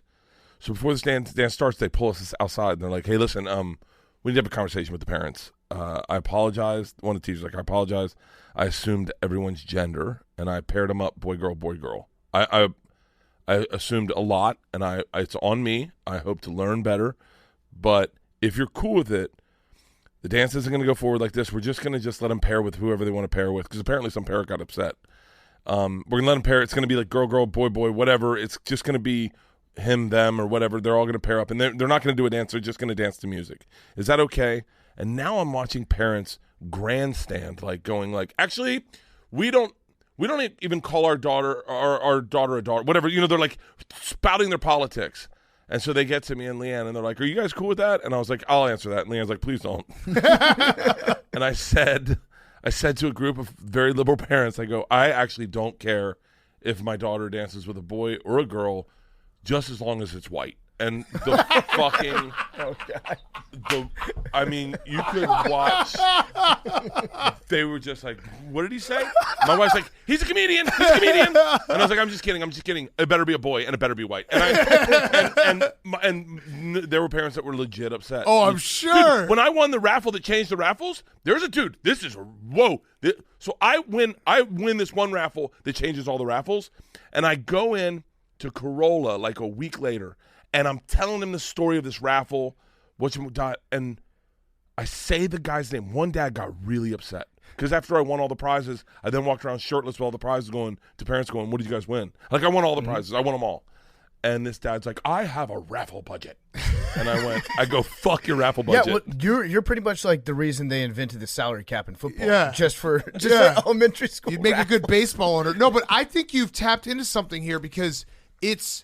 And I have 2 young kids, and I've just started to get into this world. Oh, it's so parents. fucking great when you don't care. Yeah, it's parents, because I've told this story on the show, but I had a thing where my son's preschool got shut down out of nowhere because of like construction and all this stuff. It basically was like these 2 really nice women were running it. COVID shut down. They lost money. Like, they couldn't keep it afloat. It was all very like understandable. Yeah. And I was on this parent group chat, and there were people saying there was like a Ponzi scheme and everything and like all this stuff.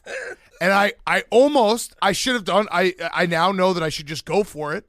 I almost replied to the whole group and was like, now that you guys say it, like, I saw one of the teachers driving a Lambo the other day. Because like they would have all taken it so seriously. Yeah. I didn't, but now I got to start doing it, because it is like, I think it's the parents' world. Like, I've been in this for a couple of years. My son's 2.5. Like, every time I'm around parents, people take it so seriously, and it's like, what are we doing, dude? Why is everyone so serious? Our first school was called the Sunshine Shack, okay, and by the way, I'm still using all very real names. Mm-hmm. It's called the Sunshine Shack. It's a great school.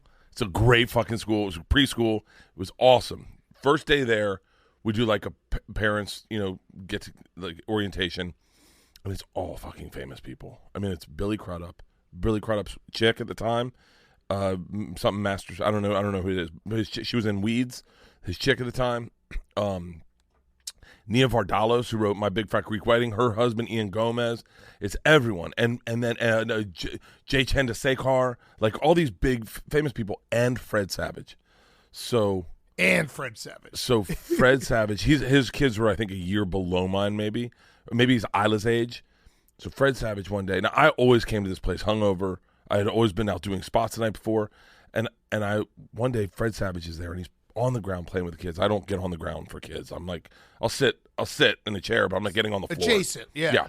He's on the ground. He's playing with the kids, and I'm listening to these moms, and they're like, he's such a good dad.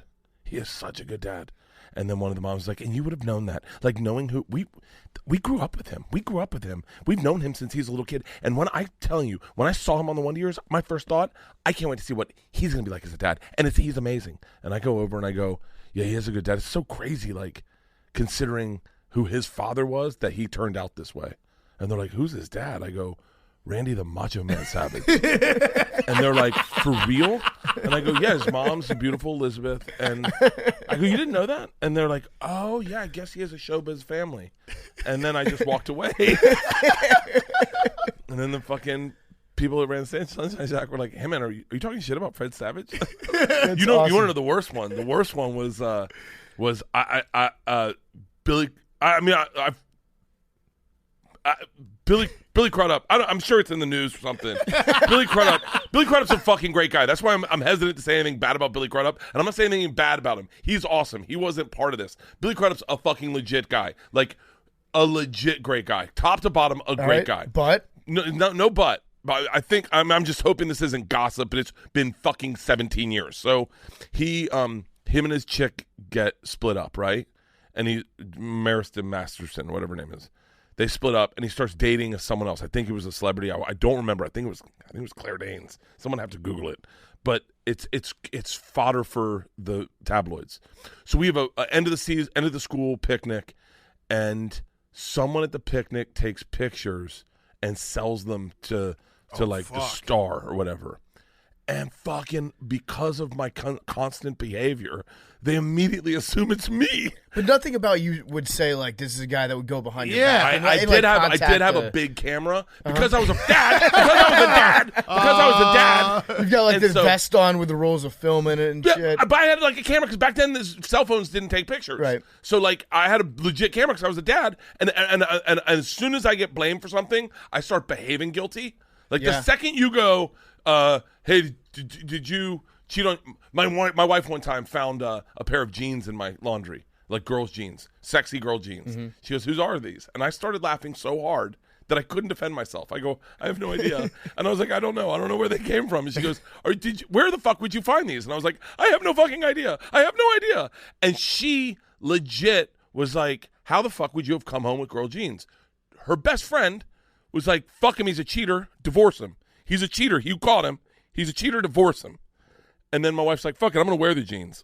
So we go out to dinner with her best friend, Julie, and she wears the jeans. And Julie says, hey, you're wearing my jeans.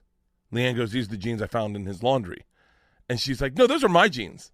She's like, I've been looking for those jeans. And Leanne goes, how did your jeans get in his laundry? Turns out I had come home from the airport, gone to Julie's house to party, put my jacket on her chair. Her jeans were on the chair, picked up my jacket and her jeans. I was like, fucking cunts, I told you. I fucking told you I'm not a cheater. When the machine story went viral, and the reason I'm so sure I told you this. When the machine story went viral, the reason it went viral was someone in my class had written, I was on this trip, I was in Birch Russian class. This story's 100% true. He fucking robbed us, right? Right, on Facebook. On Facebook. Dude, I screen grabbed it. I'm not even joking. I screen grabbed it, and I sent it to Tom, and I was like, I knew I wasn't lying. And he goes, I believed you the whole time. I go, no, I didn't believe myself. Yeah. Like, I have, like, whatever, that guilty, like, as soon as someone has money missing, I think I did it. Yeah. And I don't know what that is. I'm sure there's, like, some fucking... Going to get back to Bert in a second, but before we do, you know the mountains are blue. They're always blue. The chaos of the big tournament can be unpredictable, to say the least, and even the best players take a moment to cool off on the bench. When you need to take a breather, take a seat with a refreshing Coors Light. That's the beer that's made to chill.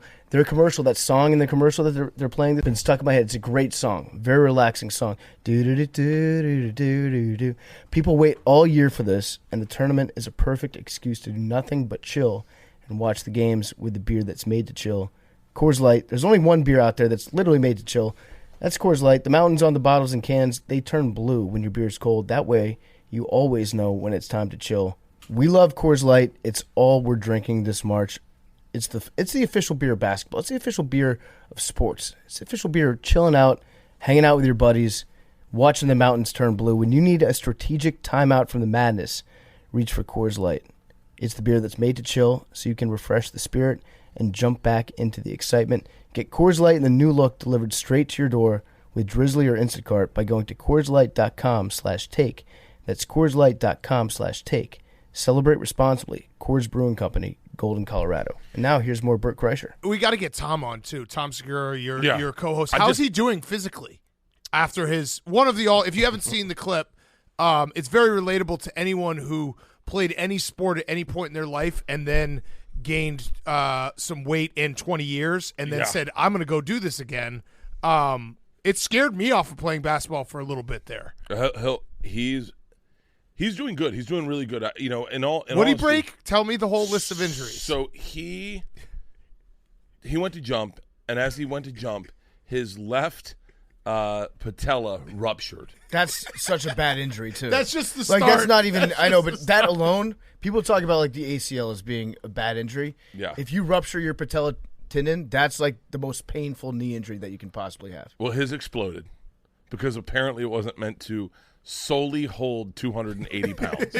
Like, his patella was never invented to hold what he did to it. So then that exploded, and then Tom, in his quick thinking, grabbed his left arm to catch his body. Now, that left arm, the humerus bone, also is not meant to hold 280 pounds, and it broke in half. And then, because he was moving so fast, because when that much mass moves that forward that fast, it spun in a circle, and his arm was facing as if it was like reaching for a cheat notes in class. Like, hey, man, can you pass me the notes? And now this happens in a blink of an eye. It happens in a second. He's like, hey, you guys want to see me dunk? And we're like, Everyone's like, get your cameras out. This is going to be good. And you hear pop, pop, and the panic noise of real pain that like not like ow, ow, ow, like the gasping, call 911, call 911. I watched it. So I have a sick thing where I love watching injury videos. What's ironic is he does too. That's the irony in all of this is if you show him an Asian guy getting kneecapped by a car in a garage, he is crying laughing. Yes, that's me. Yeah. Yes, I'm the same way. It's puke videos and any type of horrific injury, I will watch it every time. I just love that his body just quit on itself. He was like, nope. I'd rather self-implode than do what you're asking me to do right now. And he was so competitive that day. Because now here's what you need to know about me and Tom is athletically across the board, I've always been better than Tom in everything there is to do. There's not one thing he can hold a candle to me at all, ever, anything. And I know that. I'm a little bit like, because I played sports growing up, I can pick up very quick. He said one day, he goes, I've been taking tennis lessons, and I, without knowing where he was in tennis, I said, I'll destroy you. And he went, you don't know how good I am. I said, it doesn't matter. I destroy you. And he goes, but I don't know how good you are. And he goes, I said, doesn't matter. I destroy you. And he goes, let's play tennis. And I said, let's play tennis. I aced him 42 times. I aced his tennis coach. His tennis coach pulled Tom aside before the match and said, heads up, your boy's got a Division I serve. And he was like, what? And he was like, I have no idea where his game is horrible, but his serve is fucking top notch. And he's got 3 different types of spin you need to watch out for. And when he puts the heater on, it goes past you. And I, by the way, I have a Division I serve in tennis. So Tom's like, what the fuck? I aced him so bad that it was no longer funny. His wife came out and brought his kid to cheer him on, and then she put him in the car. She didn't want him to see it. It was that bad. So when we went to play basketball, Tom all of a sudden was better at me in basketball, and he was like, yeah. I also, and this is from doing Travel Channel a lot. I knew you don't always have to give it 100%, right? Because you can get hurt. So when playing basketball, I'm kind of just fucking around, going like, I haven't not moved around a lot. I was the fattest I've ever been. And so when we went to dunk, I was like, I'm not going to fucking hurt myself. Tom was like, I'll hurt myself. Yeah. And, man, it happened so quick. And I'll admit, my initial instinct of resetting his arm wasn't the best idea. How long was he, actually out for? Oh, dude. Like 6 months? Dude. He had to do everything, right? He had to do all rehab and everything? The best part parts of this story are the aftermath. I mean, there's so much. Because here's the thing that, okay, so like everyone loves Tom. I love Tom. He's my best friend. He's hilarious on stage. But the funniest parts of Tom are the sad parts. Like when he goes like, so we go to his house. I go home and tell my wife, I go, Tom's fucked himself up. He's in the hospital. She goes, we need to drive over and help Push. Push is not equipped to do this by herself. And I was like, you're right. So we go to Tom's house and I buy if you're lifting an old person, they put a belt around them. I buy one of those belts. And they're like, what the fuck is this for? And I go, we're going to have to get Tom in this house. He can't use any parts of his body. I need to put a fat belt on him and carry him. And they're like, okay. So he gets there, and when Tom is like bummed out, it is my favorite look in the world. There's not a child who's dropped an ice cream cone that could do it better. He's got a little look where he just goes like, and so I put the fat belt on him, and I carry him into his screening room, and I throw him on the thing, and he's sweating now. They didn't even reset his arm at the hospital. He's got a brace on his thing, and he's just like this. He's in pain, and he looks up, and my wife just looks at him and goes, "You're about to get fat as fuck." And his look on his face was priceless. Did he have like stairs in his house and shit that he had to get around? He did. He had a ton. He had a 4-story house in the Palisades. So they had to do the like old person chair that took him up and down the stairs? They were like, okay, we're going to have to make a ramp to get him in and out. We're going to have to, they had old people. So, all because he played basketball. All because he played basketball, and he said, do you want to see me dunk? The best. For like half a second, he played basketball. The best is, now Tom and I are also very different men in comics, and that like, if you see us on the street and you're like, oh shit, Bert, I will match your energy, and I'll be like, hey, what's up? How you doing? Want to get a picture? Sure, let's do it. If you do that to Tom, he will shut down and be like, not now, and just walk away. So he's not a dick, but he's not like, fame is not why he ever got into this at all. So the next day I have to get him medical transport to get him to the hospital. This guy shows up with long hair, it's clear he's been smoking in this van. I now have a wheelchair. I get Tom in the wheelchair. I wheel him out to the thing. I get him in the thing. Tom's also overweight. This guy and I are struggling to get him there. It's the height of COVID. We're all messed up. Tom's messed up. He's in the same pants he was wearing the night before. Same sweat. Smells. We get in the back of the van. There's no air conditioning. The guy's like, we start to drive, and Tom just looks at me, and he's like, he's at his lowest. He now knows he's going in for a full time of surgery. And he goes, and the guy goes, so, what do you guys do? And I go, we're comedians. And he goes, tell me a joke. I go, Tom, tell him a joke. His sadness was the funniest thing out of all of the whole fucking thing. We got him in the elevator, and his arms like this, his things like this, and he got stuck in the elevator. And I mean, there was so much to it. We had to take him in. I had to take him into the emergency room at Cedars-Sinai in the peak COVID. We're talking December of COVID of a year ago, and we had to get him to piss in a bottle. I mean, it was talking like I literally said to him, if you've ever questioned how much I love you, let this remind you that this is how much I love you. I mean, that was a really intense time for friendship. I can't even imagine how you would take a shit like that. He didn't actually for a while because he was on pain pills.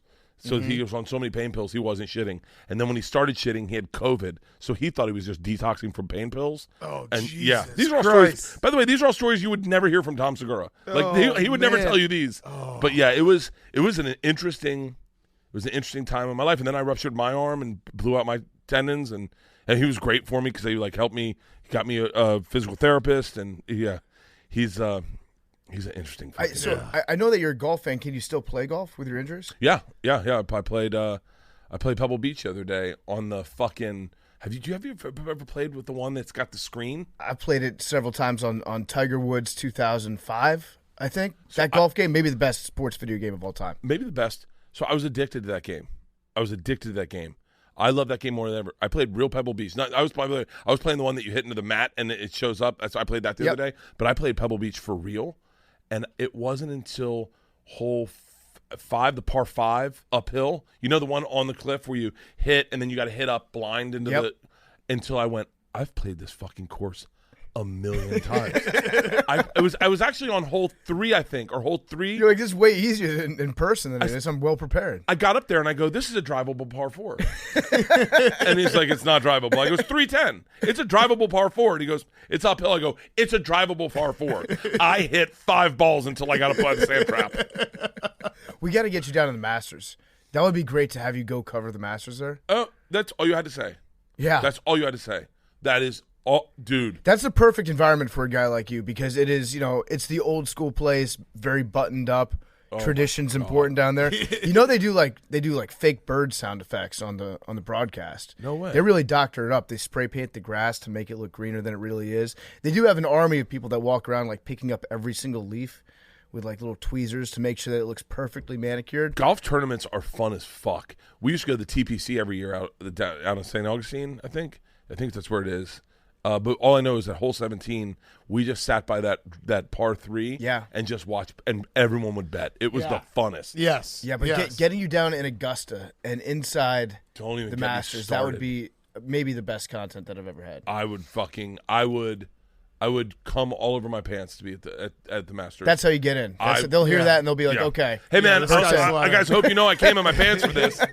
Oh, cool, Bert. Thanks. Wait, so when you walked in here this morning, you have a show in Newark on tomorrow. Tomorrow. So we're gonna run this Friday. When's the next show? In Brooklyn on I'll tell you exactly. By the way, my wife called and was like, texting, do you need something? I'm in Brooklyn on the 31st, Providence, Rhode Island, the 1st, Portland, Maine, the 2nd, and then Albany, New York on the 3rd. So you're doing the whole up and down East Coast. You came in though and you're like, my goal today is to just not drink until 5 p.m. If I could not. What happened yesterday? Oh, no, I've been good. That's my whole thing is I've been good. And then I got on the plane last night and we do this thing called Private Suite. It's where it's like a separate entrance. We got it for COVID, and now I'm addicted to it. Wait, what is it? It's Private Suite. It's a different entrance. You go, so like the airport's here, all the gates are here. Well, it's on the other side, and you pay extra, and you go to a private suite, and you hang out there, and it's stocked. You can take whatever you want out of there. It's stocked. They bring you caviar, and then they put you in a car and drive you onto the tarmac, onto the plane. That's amazing. It costs more, but if you've got parents that are older like me, it makes sense because they don't want to be in the airports during COVID and right. And then and for me and my team, when we fly out, we all meet at Private Suite. We all hang out, party our balls off. It's fucking all you can drink. And then we get on the plane. So I was like, I'm good. I'm not drinking. I had a busy day yesterday. And then I got there and they had a bottle of wine and brought champagne and caviar, and I got fucking lit. And then got on the plane and then, but didn't drink on the plane. Passed out. Listened to the Ryan Leaf podcast. Have you listened to that? Yeah, we've had him on our show. Yeah, he is fucking fascinating. Yeah, like, and by the way, I didn't follow any of that when it was happening. Yeah, like I wasn't. I don't. I only watch. I don't give a fuck about the Jamarcus Russells and Ryan Leafs. But like, I will listen to all of Ryan Leaf's podcasts last night. He's got a good head about him. Like when we were talking to him about, as he was going through that process, he's able to look back and like very clearly, completely self-diagnose. Here's where I fucked up. Here's where the reasons are. He's a smart guy. All I could think is, don't get the big house. That's all I thought. And I just bought a big house. You did? Yeah. And I was like, but I was hungry in that small house. In that small house, you had nowhere to go, so you got up and you left, or you got up and you went out back and you wrote. In the big house, you're like, I'm going to polar plunge, I'm going to take a bath. You have all the amenities. It's crazy. Like that's all I heard is don't get the big house. And it's interesting because I've been pushing away. My wife loves our big house. My daughters love it, but I've been distant from it because I go, this isn't mine. Like I still need to work. I still have to work. This isn't mine. It's fascinating, and it's fascinating to hear the way his brain thought about vengeance and vendettas, and because I know dudes in comedy that are that way, right? And I'm like, whoa. What does it do you think about guys in comedy that it's almost like they're so sensitive all the time, like they've got these egos, and so much of what drives them is just based on like hatred or like trying to bring somebody else that they think they're more deserving than down. Well, it really is. You're talking about a group of guys who were more often than not cool in high school, not athletic, couldn't do anything, never had a bunch of successes under their belts. And so then when they get to comedy and they get and there's a lot of rejection in comedy. When you get that success, I know the instinct. There's a period when you get a first flash of success where you want to tell everyone to fuck themselves. Right. You want to tell everyone that, and I went through it. I mean, I'm not saying that everyone went through it, but I went through it where you get that first thing and you're like, you want to call up the agents that didn't want to work with you or people that didn't want to help you and be like, I told you, but the best thing you can do is shut your fucking mouth. It's the old Bill Murray. Like, I think you said it specifically about Chevy Chase, that everyone gets 1 year to be a dick when they become famous. Yeah. And then you got to adjust. And then Chevy Chase obviously never did. But that was like, I never was a dick because, so I got very lucky. In that I had small Travel Channel success, not success, but it was just like stripper money, like it was good money. And then everything went away. And during that time, when you get fired from Travel Channel and you don't have a special and you're just working the road and everyone, including yourself, thinks this will not happen for me, it is an insight I wish every comic could get, because you see the comics that look over your shoulder when they're talking to you at the store. You see the comics that look in your eye. I'll tell you the comics that look in your eye: Joe Rogan, Bill Burr, Tom Segura. I'm not saying that other people don't. Joey Diaz, my friends, my small group of friends, they're the guys that none of that shit matters. I mean, Bill Burr and Joe Rogan, I have said this before. When I walked into the backstage of the store one time, they were like, "Hey man, your show sucks," and I was like, "What?" And they're like, "Your travel show sucks. You're wasting your life. You're a talented comic and you're awesome on podcasts. Focus on your podcast. Get your special done. Fucking be undeniable." Joe Rogan probably more than Burr, but Burr just is a quieter dude. Rogan was like, "You need to get the fuck out of Travel Channel." And when I got fired, I remember you find out who the real people are. And then when you do their first theater tour and you sell them all out, and then you add shows and you start doing Red Rocks, and like I'm doing the Greek on May 5th, small plug. But like you can find out who those real people are and who because now there's people that would look over my shoulder that are like, "What's up, Bert? Yeah. Hey man, I heard you got a project going. Yeah. Like, what's going on? You and Tom sell something? Man, if you ever need a fat astronaut," right? Right. Plus, try to invite themselves on. Yeah. I feel like the podcast, just in general, is so much.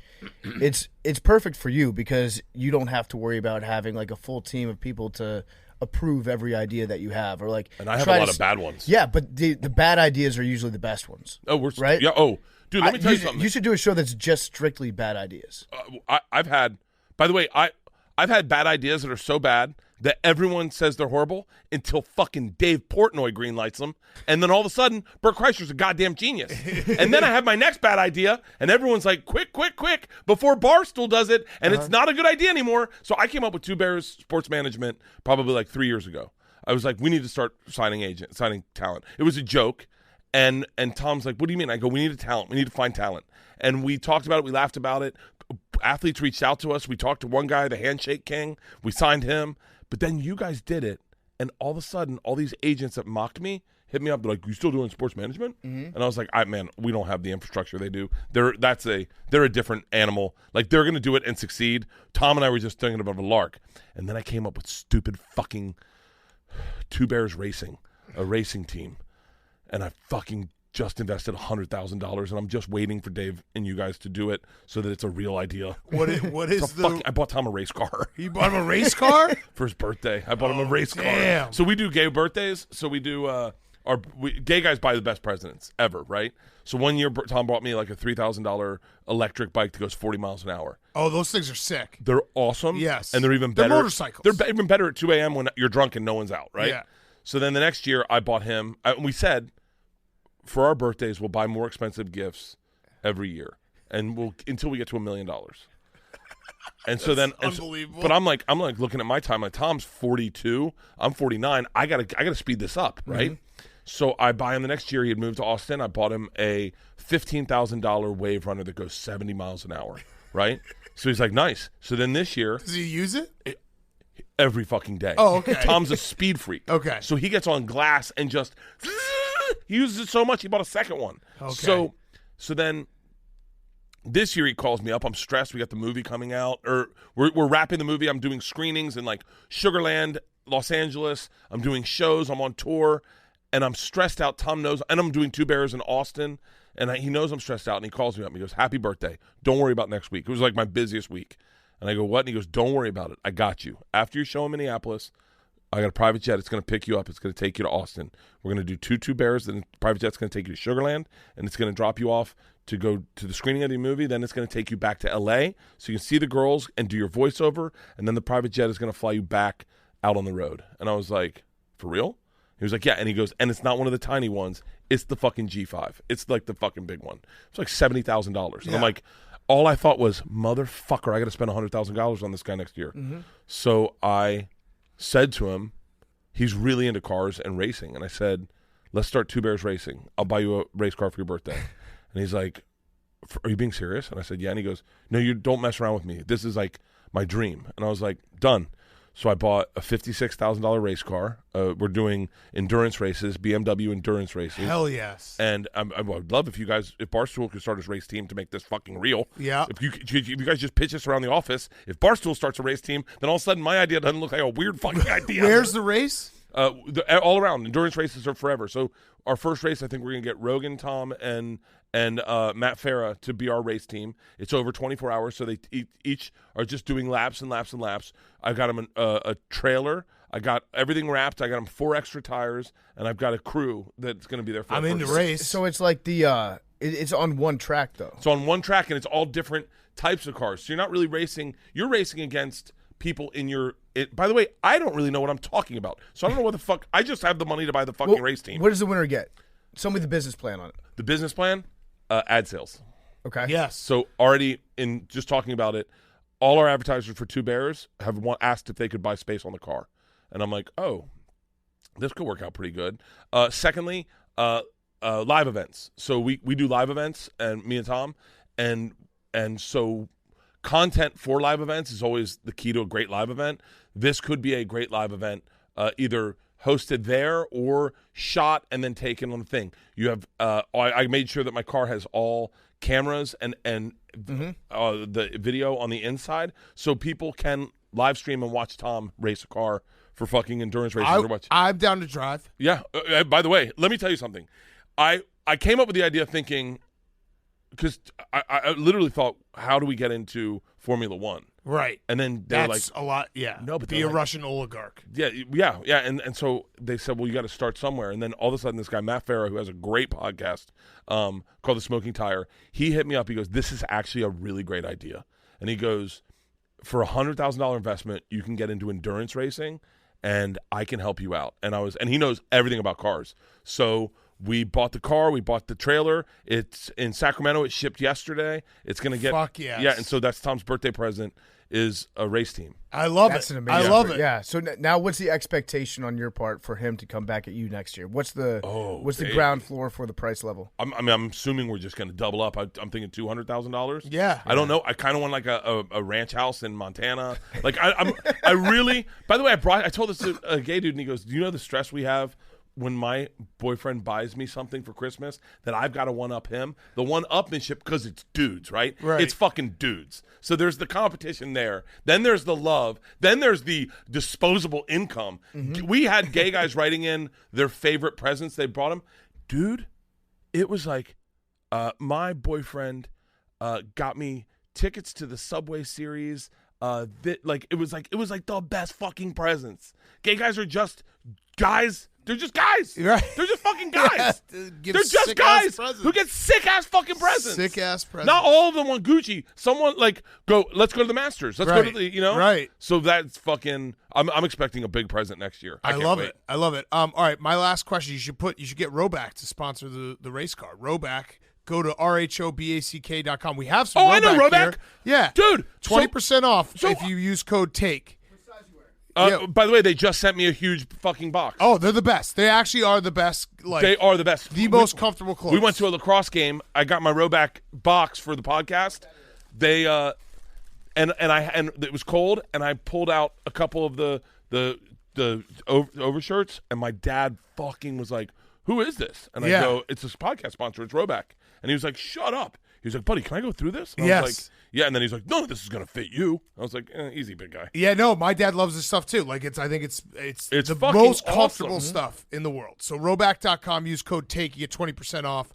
Sponsoring Bert's racing team eventually. Look, I don't know where the money in this is. See, that's why I need you guys. If you guys start your race team, then I know you guys will figure out where the money is. Well, Dave has got like a very good eye for business and how to make money off this stuff. So because when I pitched sports management to Tom, however long ago, my agents, no one could figure out how you can make money. And then you motherfuckers came in and you're like, collegiate athletes. And I was like, That's why you guys are where you are. I'm not even joking. And I saw you guys in Dick's Sporting Goods the other day. Oh yeah. I'm like, that fucking brain.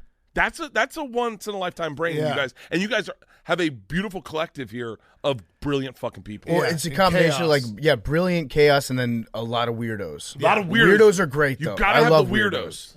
Yeah, I mean, there's so many companies out there that almost exclusively hire non-weirdos. They do everything that they can in their process to make sure that no weirdos are working at like an ESPN or like a Fox Sports.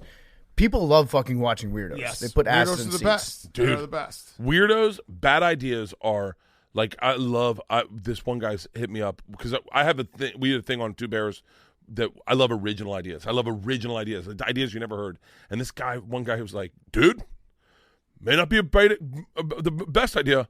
I got 2 dishwashers in my house. And I was like, what? And he goes, yeah, who the fuck? I just load one up and then I have one empty. So when I load the other one up, I put 2 dishwashers in my house because of this fucking guy that wrote in. I put 2 dishwashers in my house. Change your life? I don't know. I don't do dishes, but my wife loves it. All right, Bert, thank you so much for stopping by. Hey, Everyone go check it out. Anytime you guys are in LA, please come do my podcast. Yes, absolutely. And if you're in Austin, we always need guest bears. So so if you're ever in Austin. How often are you down in Austin? Once a month. Okay. Yeah. Once a month. We're in. Yeah, I used to live there. I go back every chance I can get. Yeah. Yeah. I appreciate this. It is I'm telling you, thank you very much for having me on. Yes, thank you for coming on. Loved having you on. Fuck yeah. Yes. All right, thanks to Bert Kreischer, great guest. We are going to wrap up the show with a little Marsh Madness, and Marsh Madness is brought to you by our friends at Visible. Visible has a single line plan for as low as $25 a month with unlimited data, talk, text, and hotspot. 5G is included, plus it's powered by Verizon. It's everything you'd get on a family plan, but you don't need a family. Stream a can't-miss game. If you're like Jake and you got to watch every single game, you got to make sure you have Visible. Stream us, your favorite podcasters, with some of the best wireless around. There's nothing worse than a bad connection when you're trying to stream the fourth quarter or second half. So make sure that you get Visible. You need unlimited data. Unlimited data is a must when it comes to this month and also every single month. Unlimited data is the way to go. For data management practices, learn more at Visible.com. Additional terms apply. Marsh Madness, thank you to Visible. And, if you're not doing this, I don't know what you're doing. You got to have the most powerful phone. You got to have the unlimited data. You got to have the 5G. It's powered by Verizon. It has unlimited data, talk, text, and hotspots. And it's as low as $25 a month. Thank you to Visible. Great plan for everyone out there. Marsh Madness, let's do it. Where are we at? All right, so we had 20 from the opening weekend. I'm still missing a bunch, but we're at 29 right now. I think the last 30 to 60 seconds will be the final 4. Okay. So I'm saving a lot for the back end there. Question. Yeah. Have you factored in the possibility of them just dedicating it solely to Coach K if they win? Oh, my God. Just a spotlight on Coach K on the court. Oh, my God. If it's just his whole career? Yeah. Oh, happen. my God. I fucking hate you, Hank. Oh, my God. That was actually, I think that was first reported by Frank Fleming. He did say that over the weekend. But yeah, I think. Oh, then I'm not feeling bad about that. Frank has. Yeah, I'm okay. It's a good idea. Frank has Coach K coaching the Lakers. LeBron's there. Steph Curry just got traded there. They got Giannis is there. Kevin Durant. They're all there. Given the storylines of this year's Final Four, it's going to be Final Four heavy this year. Yeah, Probably. yeah. Elite Eight didn't have. I mean, we had the cheerleader again. That cheerleader's on there. We have this unlucky miss in Gonzaga, Arkansas, and went over the back of the rim. Oh my God, that's going to be in there. Yeah, that's for sure. This is definitely going to be on there. The cool jump up by St. Peter's. Matthew Lee. So how much St. Peter's is going to factor into this? Because they got to have Doug in there at some point too, right? Yeah, Doug hitting a 3 will be on there. I also had St. Peter's Purdue missing the buzzer beater, and then. Do you just think finish that they'll have Jaden Ivey opting out of the Sweet 16? Well, to that focus on the he NBA missed draft. that shot, so right, part of it. That Yeah, happened. Interview heavy. There was some good interviews this weekend. First up, Shaheen Holloway, and then the players coming over to greet him. I loved that. I Yeah. loved that interview. That He's was awesome. fucking awesome. You know what a red flag about Doug is, though? Doug says that he doesn't like sandwiches. How can you say you don't like sandwiches? That's ridiculous. Everybody's got a sandwich. Maybe he just likes wings. He's sponsored by Buffalo That's Wild true. Wings. Yeah. Well, they also have delicious sandwiches there and more. And he's good at apologizing, too. Yeah, So, he did apologize to you. Right. Nice guy.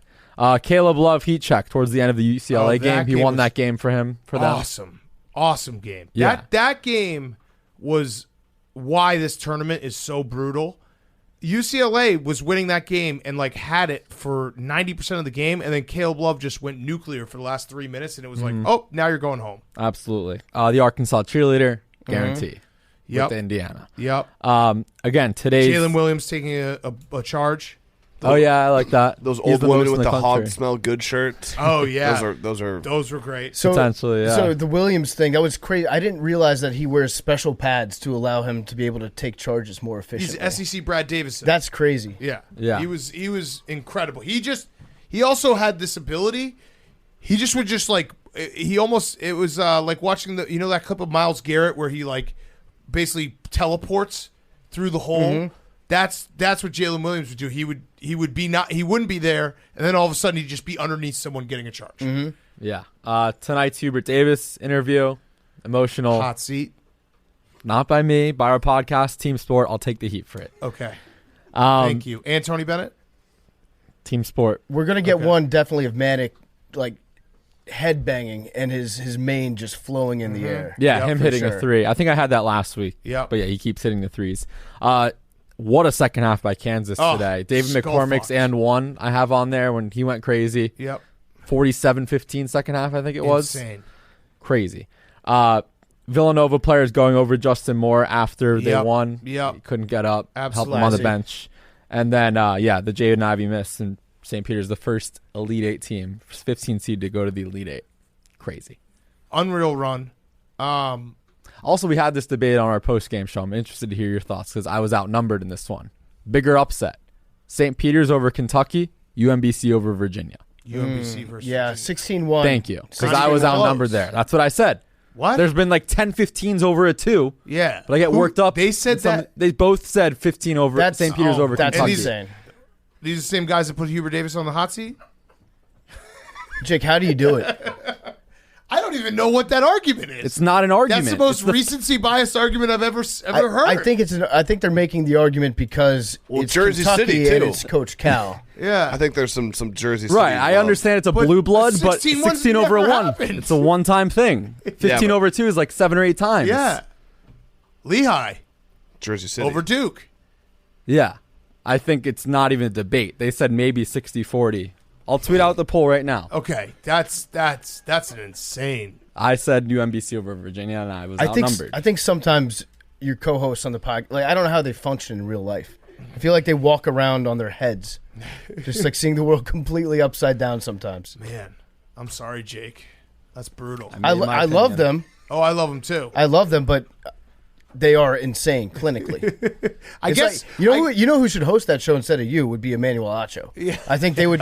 The three of them. Oh, by the way, he proactively asked somebody to reach out to me to ask me to block him, which Yeah. I did not do, and then he blocked me too. So now I lost one of my Carson Wentz stands. Yeah. So I'm looking actively for a new psychopath to stand Carson Wentz with me. Emmanuel Acho, just be ready, man, because Content Kim is coming after you. I still have her Twitter account from when we did Sling Sleepers, so that will be my burner. I've been firing my reply. burner at him all Yeah. cylinders. Jake, great job. Thank you. All Excited ends for in New Orleans. New So Orleans. excited. Man, It's gonna what be a awesome. tournament. Yeah, I'm excited to be there with you guys. Yeah. It's gonna And be a you've lot never of been to fun. a Final Four. I have been to a Final Four. I have a sad story to share. I told you this. Oh, wait. What? I told you this. Okay, yeah. Oh, yeah. No, it's not that sad. Okay. Yeah, so 2016, I was a thought he sophomore. told me someone died and I forgot. No, Yeah, just yeah. bummer. Yeah. 2016, Syracuse. I was a sophomore at Syracuse. They made the Final Four as a 10 seed. Went down to Houston. They got smoked by UNC. I was there. Oh, were you? Yeah, me and Caleb. Oh, that's awesome. And I went back to school. I missed the greatest championship shot ever. Yeah, but that's a totally normal A lot thing of to fans do. leave when their team loses, but it's like, I'm regretting in 2014, I left after Kentucky beat Wisconsin. Fair, but knowing you missed the greatest shot ever. I think you'll make up for it this time. Yeah. The Final Four is great, too. It's like just middle-aged white dudes walking around in sweatpants for 3 days. And a lot of lawyers. Yeah, a lot of lawyers. No, because if you want to get down there, you have to have a lot of money to be able to get in the building. So it's guys that are they will party. Yes. Lawyers. Yeah. Okay, fun. Billy, very important. Where are we at? So we're not in the we're not. It could be way worse, being that there'd be no positive scenarios in the Final Four. Yeah, if we lost all our money, right? Yeah, that would be. So it's about 50-50. Kansas and UNC, if they win it all, they come out positive. So we would have made money. We'd be up $651 if UNC won. We'd be up $31 if Kansas won. It's money. And then Duke and Villanova both, we'd be down a K. We'd be down a K. So Duke or Villanova won. So one thing we didn't discuss. Did you only bet a K of it? Right. So I have 600 left for this exact scenario. I think we gotta let it ride on something. Yeah. So I'm thinking. I got a parlay. Well, I was this thinking is perfect segue, but yeah, I'm thinking parlaying Duke and Villanova, because if both of them win, then we're going to be in total. Both are negative scenarios, so we got to load up something on. So we'll have something to root for in the championship. Wait, game. Right.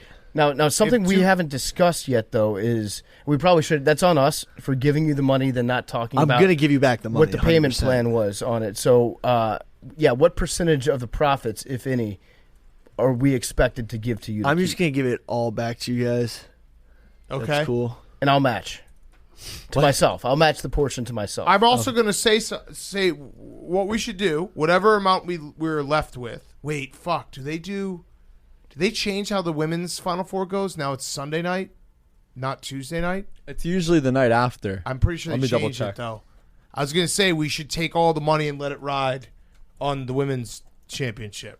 Give a little shine to the ladies. That'd be nice. Yep. I'm down.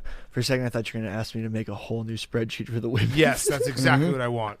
I know they changed it April 3rd, which I believe is Sunday. Tuesday. Oh, I'm pretty sure. yeah, Sunday. So it is the they day changed before. it. Yeah. All right, so we'll have to make a decision on Sunday morning, Billy. We'll talk about it, and you're going to be still in New Jersey, so you'll be able to place a bet.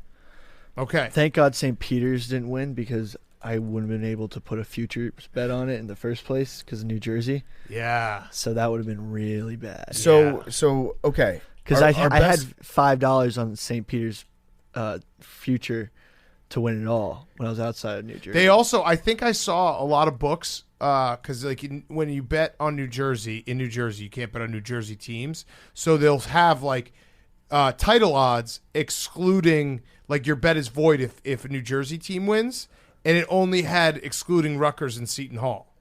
What they forgot to put it in St. Peter's. What if they did in the Final Four? Who do you think is going to win?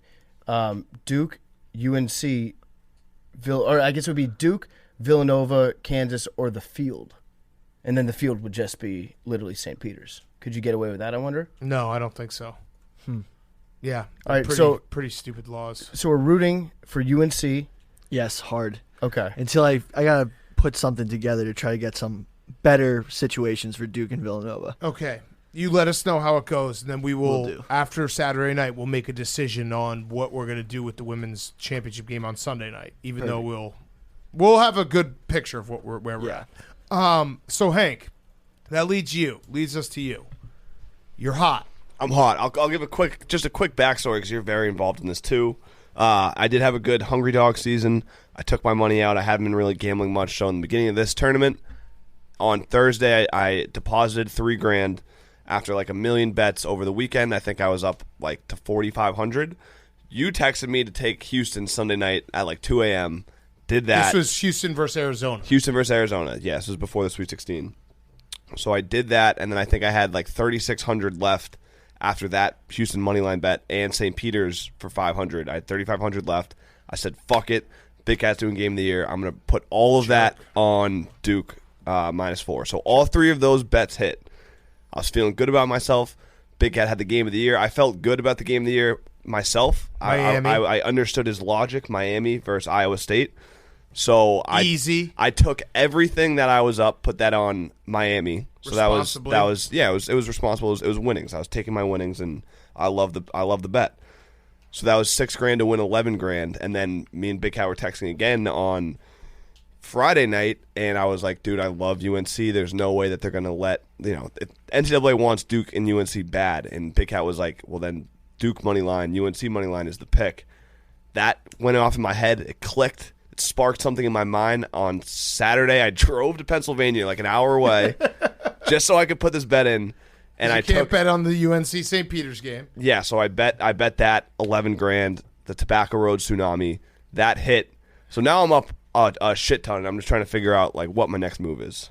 I'm thinking about taking some out, maybe booking a vacation or like a summer house or something. Typical. But part of me, well, yeah, obviously you gotta do something with it. Otherwise, Hank, you're not young anymore. You shouldn't be booking summer houses. You got to.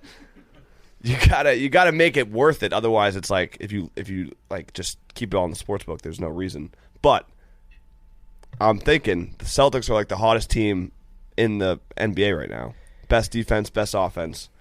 Duke, Celtics, championship future. Okay, so for a lot. I don't mind the fact that you're out here trying some crazy shit, taking risks because it's been paying off for you. I don't love the fact that you're going cross sports here. I don't like that. You could get a brotherhood. Winner. It's all connected. Brotherhood. Jason Tatum. And then you'll have to like wait for your next winner. Well, I have a lot to play with. I wouldn't put $28,000 on it. The scary thing is if Duke doesn't win at all, then you basically don't have your Celtics future. That's true, but that's not going to happen. Come on. I mean, okay, all right. Show? Well, let's think. What would the NCAA rigged bet be? I think it would probably be Kansas and Duke money line. Right? I agree. That's the can't lose parlay. That does. So do that. I think I can mess around a little bit. I do want to do one whale play for next weekend to keep the people going. I mean, the ultimate NCAA rigged parlay would be Duke money line, Kansas money line, and future on Duke winning the Natty. Or Duke money line, Kansas money line, future on Celtics winning the championship. 1,000 pays 23. Wait, on Duke money line, Kansas money line, and Celtics championship? Yeah, 5,000 pays 115,000. That's it. When we're talking about these big, anytime I see something like over $20,000 in an account, I just think that's a car. Yeah, you should get a car or a summer house. All right, well, this won't blow up in your face. No, this is good. Won't blow up in your face. No. I'm now feeling a lot more confident about UNC. This is what I needed. I needed some ridiculous, like Hank is great when he's using his logic, not when he's doing this. Well, no, what we're dealing with right now is like dangerously confident Hank. Right. It's a terrible. Yeah. That half little smile that Hank just hit right there. Hank has joined the chat. When Hank, I tried to tell you. You guys are texting me. I tried to share these bets with you. People was like, "No, I'm taking Arkansas." I was like, "That is the dumbest thing you could do." I tried to tell you. There was a great moment. Good. I hit St. Peter's money line. I had some cash burn in my pocket. There was a great moment on Saturday Night PFT when Hank and Marty, Duke was up like 20, and they're like, "People just hate us." And Marty's like, "Oh, because I'm a Yankees and Duke fan." And Hank's like, "Yeah, I'm a Patriots and Duke fan." I was like, "Oh my God, these guys." So, I mean, I kind of went through this a little bit during football season with Hank, but the fact that all his teams are so good, I've just kind of accepted the fact that there's something. Hank is a winner. Hank personally wins winning. He wins things all the time. Yeah, this is going to be. And I think it's a testament to Hank. It's not about the Patriots. It's not about Coach K. I would bet on Hank. Yeah. If there was like an ability to bet on a better, Hank. I'm taking Hank money line. Yeah. I won't let you. I wouldn't let you down. Think about it. We've gotten this whole thing. Like we talked about Coach K's farewell tour. This has all been leading up to Hank. Like Hank is going to New Orleans. He's now a suit, so he gets to stay in the suite and everything. He's director of content. He gets everything he wants. Vice president. He's going to actually be able to trade business cards with Dukies on Bourbon Street at like 4 a.m. But this is all leading up to the best weekend of Hank's life, and he's going to get to watch his team and his coach cut down the nets and walk away, and it's And gonna we know be how fun it is incredible. to celebrate a championship on Bourbon Street. We do. I feel Yeah, like that Duke is fans true. will be a little No, more they'll rowdy, be doing but- their taxes because it is close to April 15th. I mean, Like, what- I got to get to sleep. What we saw last time was LSU winning a national championship I feel in like New this would be Orleans. crazier, yeah. This is probably Duke going to would be be, crazier, yeah. Duke, for sure. I was going to say something that I'm not going to say because it would Daniel get this Jones will be podcast out in the a mix. lot of trouble. So Yeah. I'm not going to say what I was going to say. Daniel Jones and Bates having like half a hand grenade and then going to sleep. Dude, don't Great. let Bates Jones get hot. Coach K needs to play him more. Grant Hill having half of a tea and falling asleep. Oh, and fucking Jim Nance. Who will Jim Nance give his tie to? Because it's Duke doesn't Coach have K. any seniors because they don't have any think it senior might be nights, Coach right? K if they win it. Oh, Yeah, my it is. God. It is. This is torture. Am I wrong though? No, you're not. This is Yeah. torture. It's Coach K. This is absolute torture. He's probably going to give it to Coach K's grandson. Oh, my Yeah, God. it's possible. Or Mickey. He'd be like, here, give this to your driver that your grandfather has If you purchased. see for Coach K, please don't take a picture. He's so sick of all this attention. It's not about him. This is going to be sickening.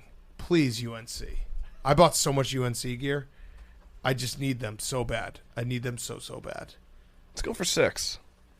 Oh, you motherfucker. 13. 66. 25. 11. 69. Nice pick, Billy. 72. Did we just have 72? Back to back. Oh, wow. Oh. Damn. PMT rigged. Love you guys. Damn. People in India wear masks on the back of their head to make sure that tigers don't sneak up on them. Love you guys. Libs. Pretty soon Fauci's going to have us doing that here, too. Rex Chapman teach you that one? Locker charge. This guy in India got eaten by a tiger because he didn't have his mask on. Talking away. I don't know what I'm to say. I'll say it anyway. Today's another day to find you shining away. Oh, I'll be coming for your love, okay? Shining away. Oh, I'll be coming for your love, okay? Take on me. Take me on. I'll be gone in a day or two. Needless to say, I'm upset, but I'll be stolen away. Slowly learning that life is okay. Say up to me. Oh, it's no better to be safe than sorry. Say up to me. Oh, it's no better to be safe than sorry. Take on me. Take me on. I'll be gone in a day or two.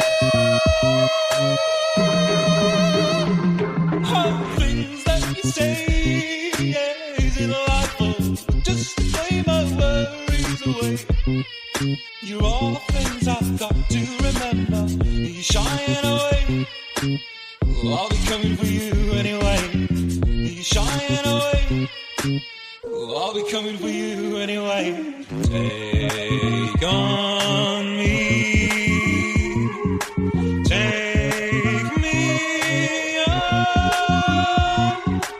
I'll be gone in a day.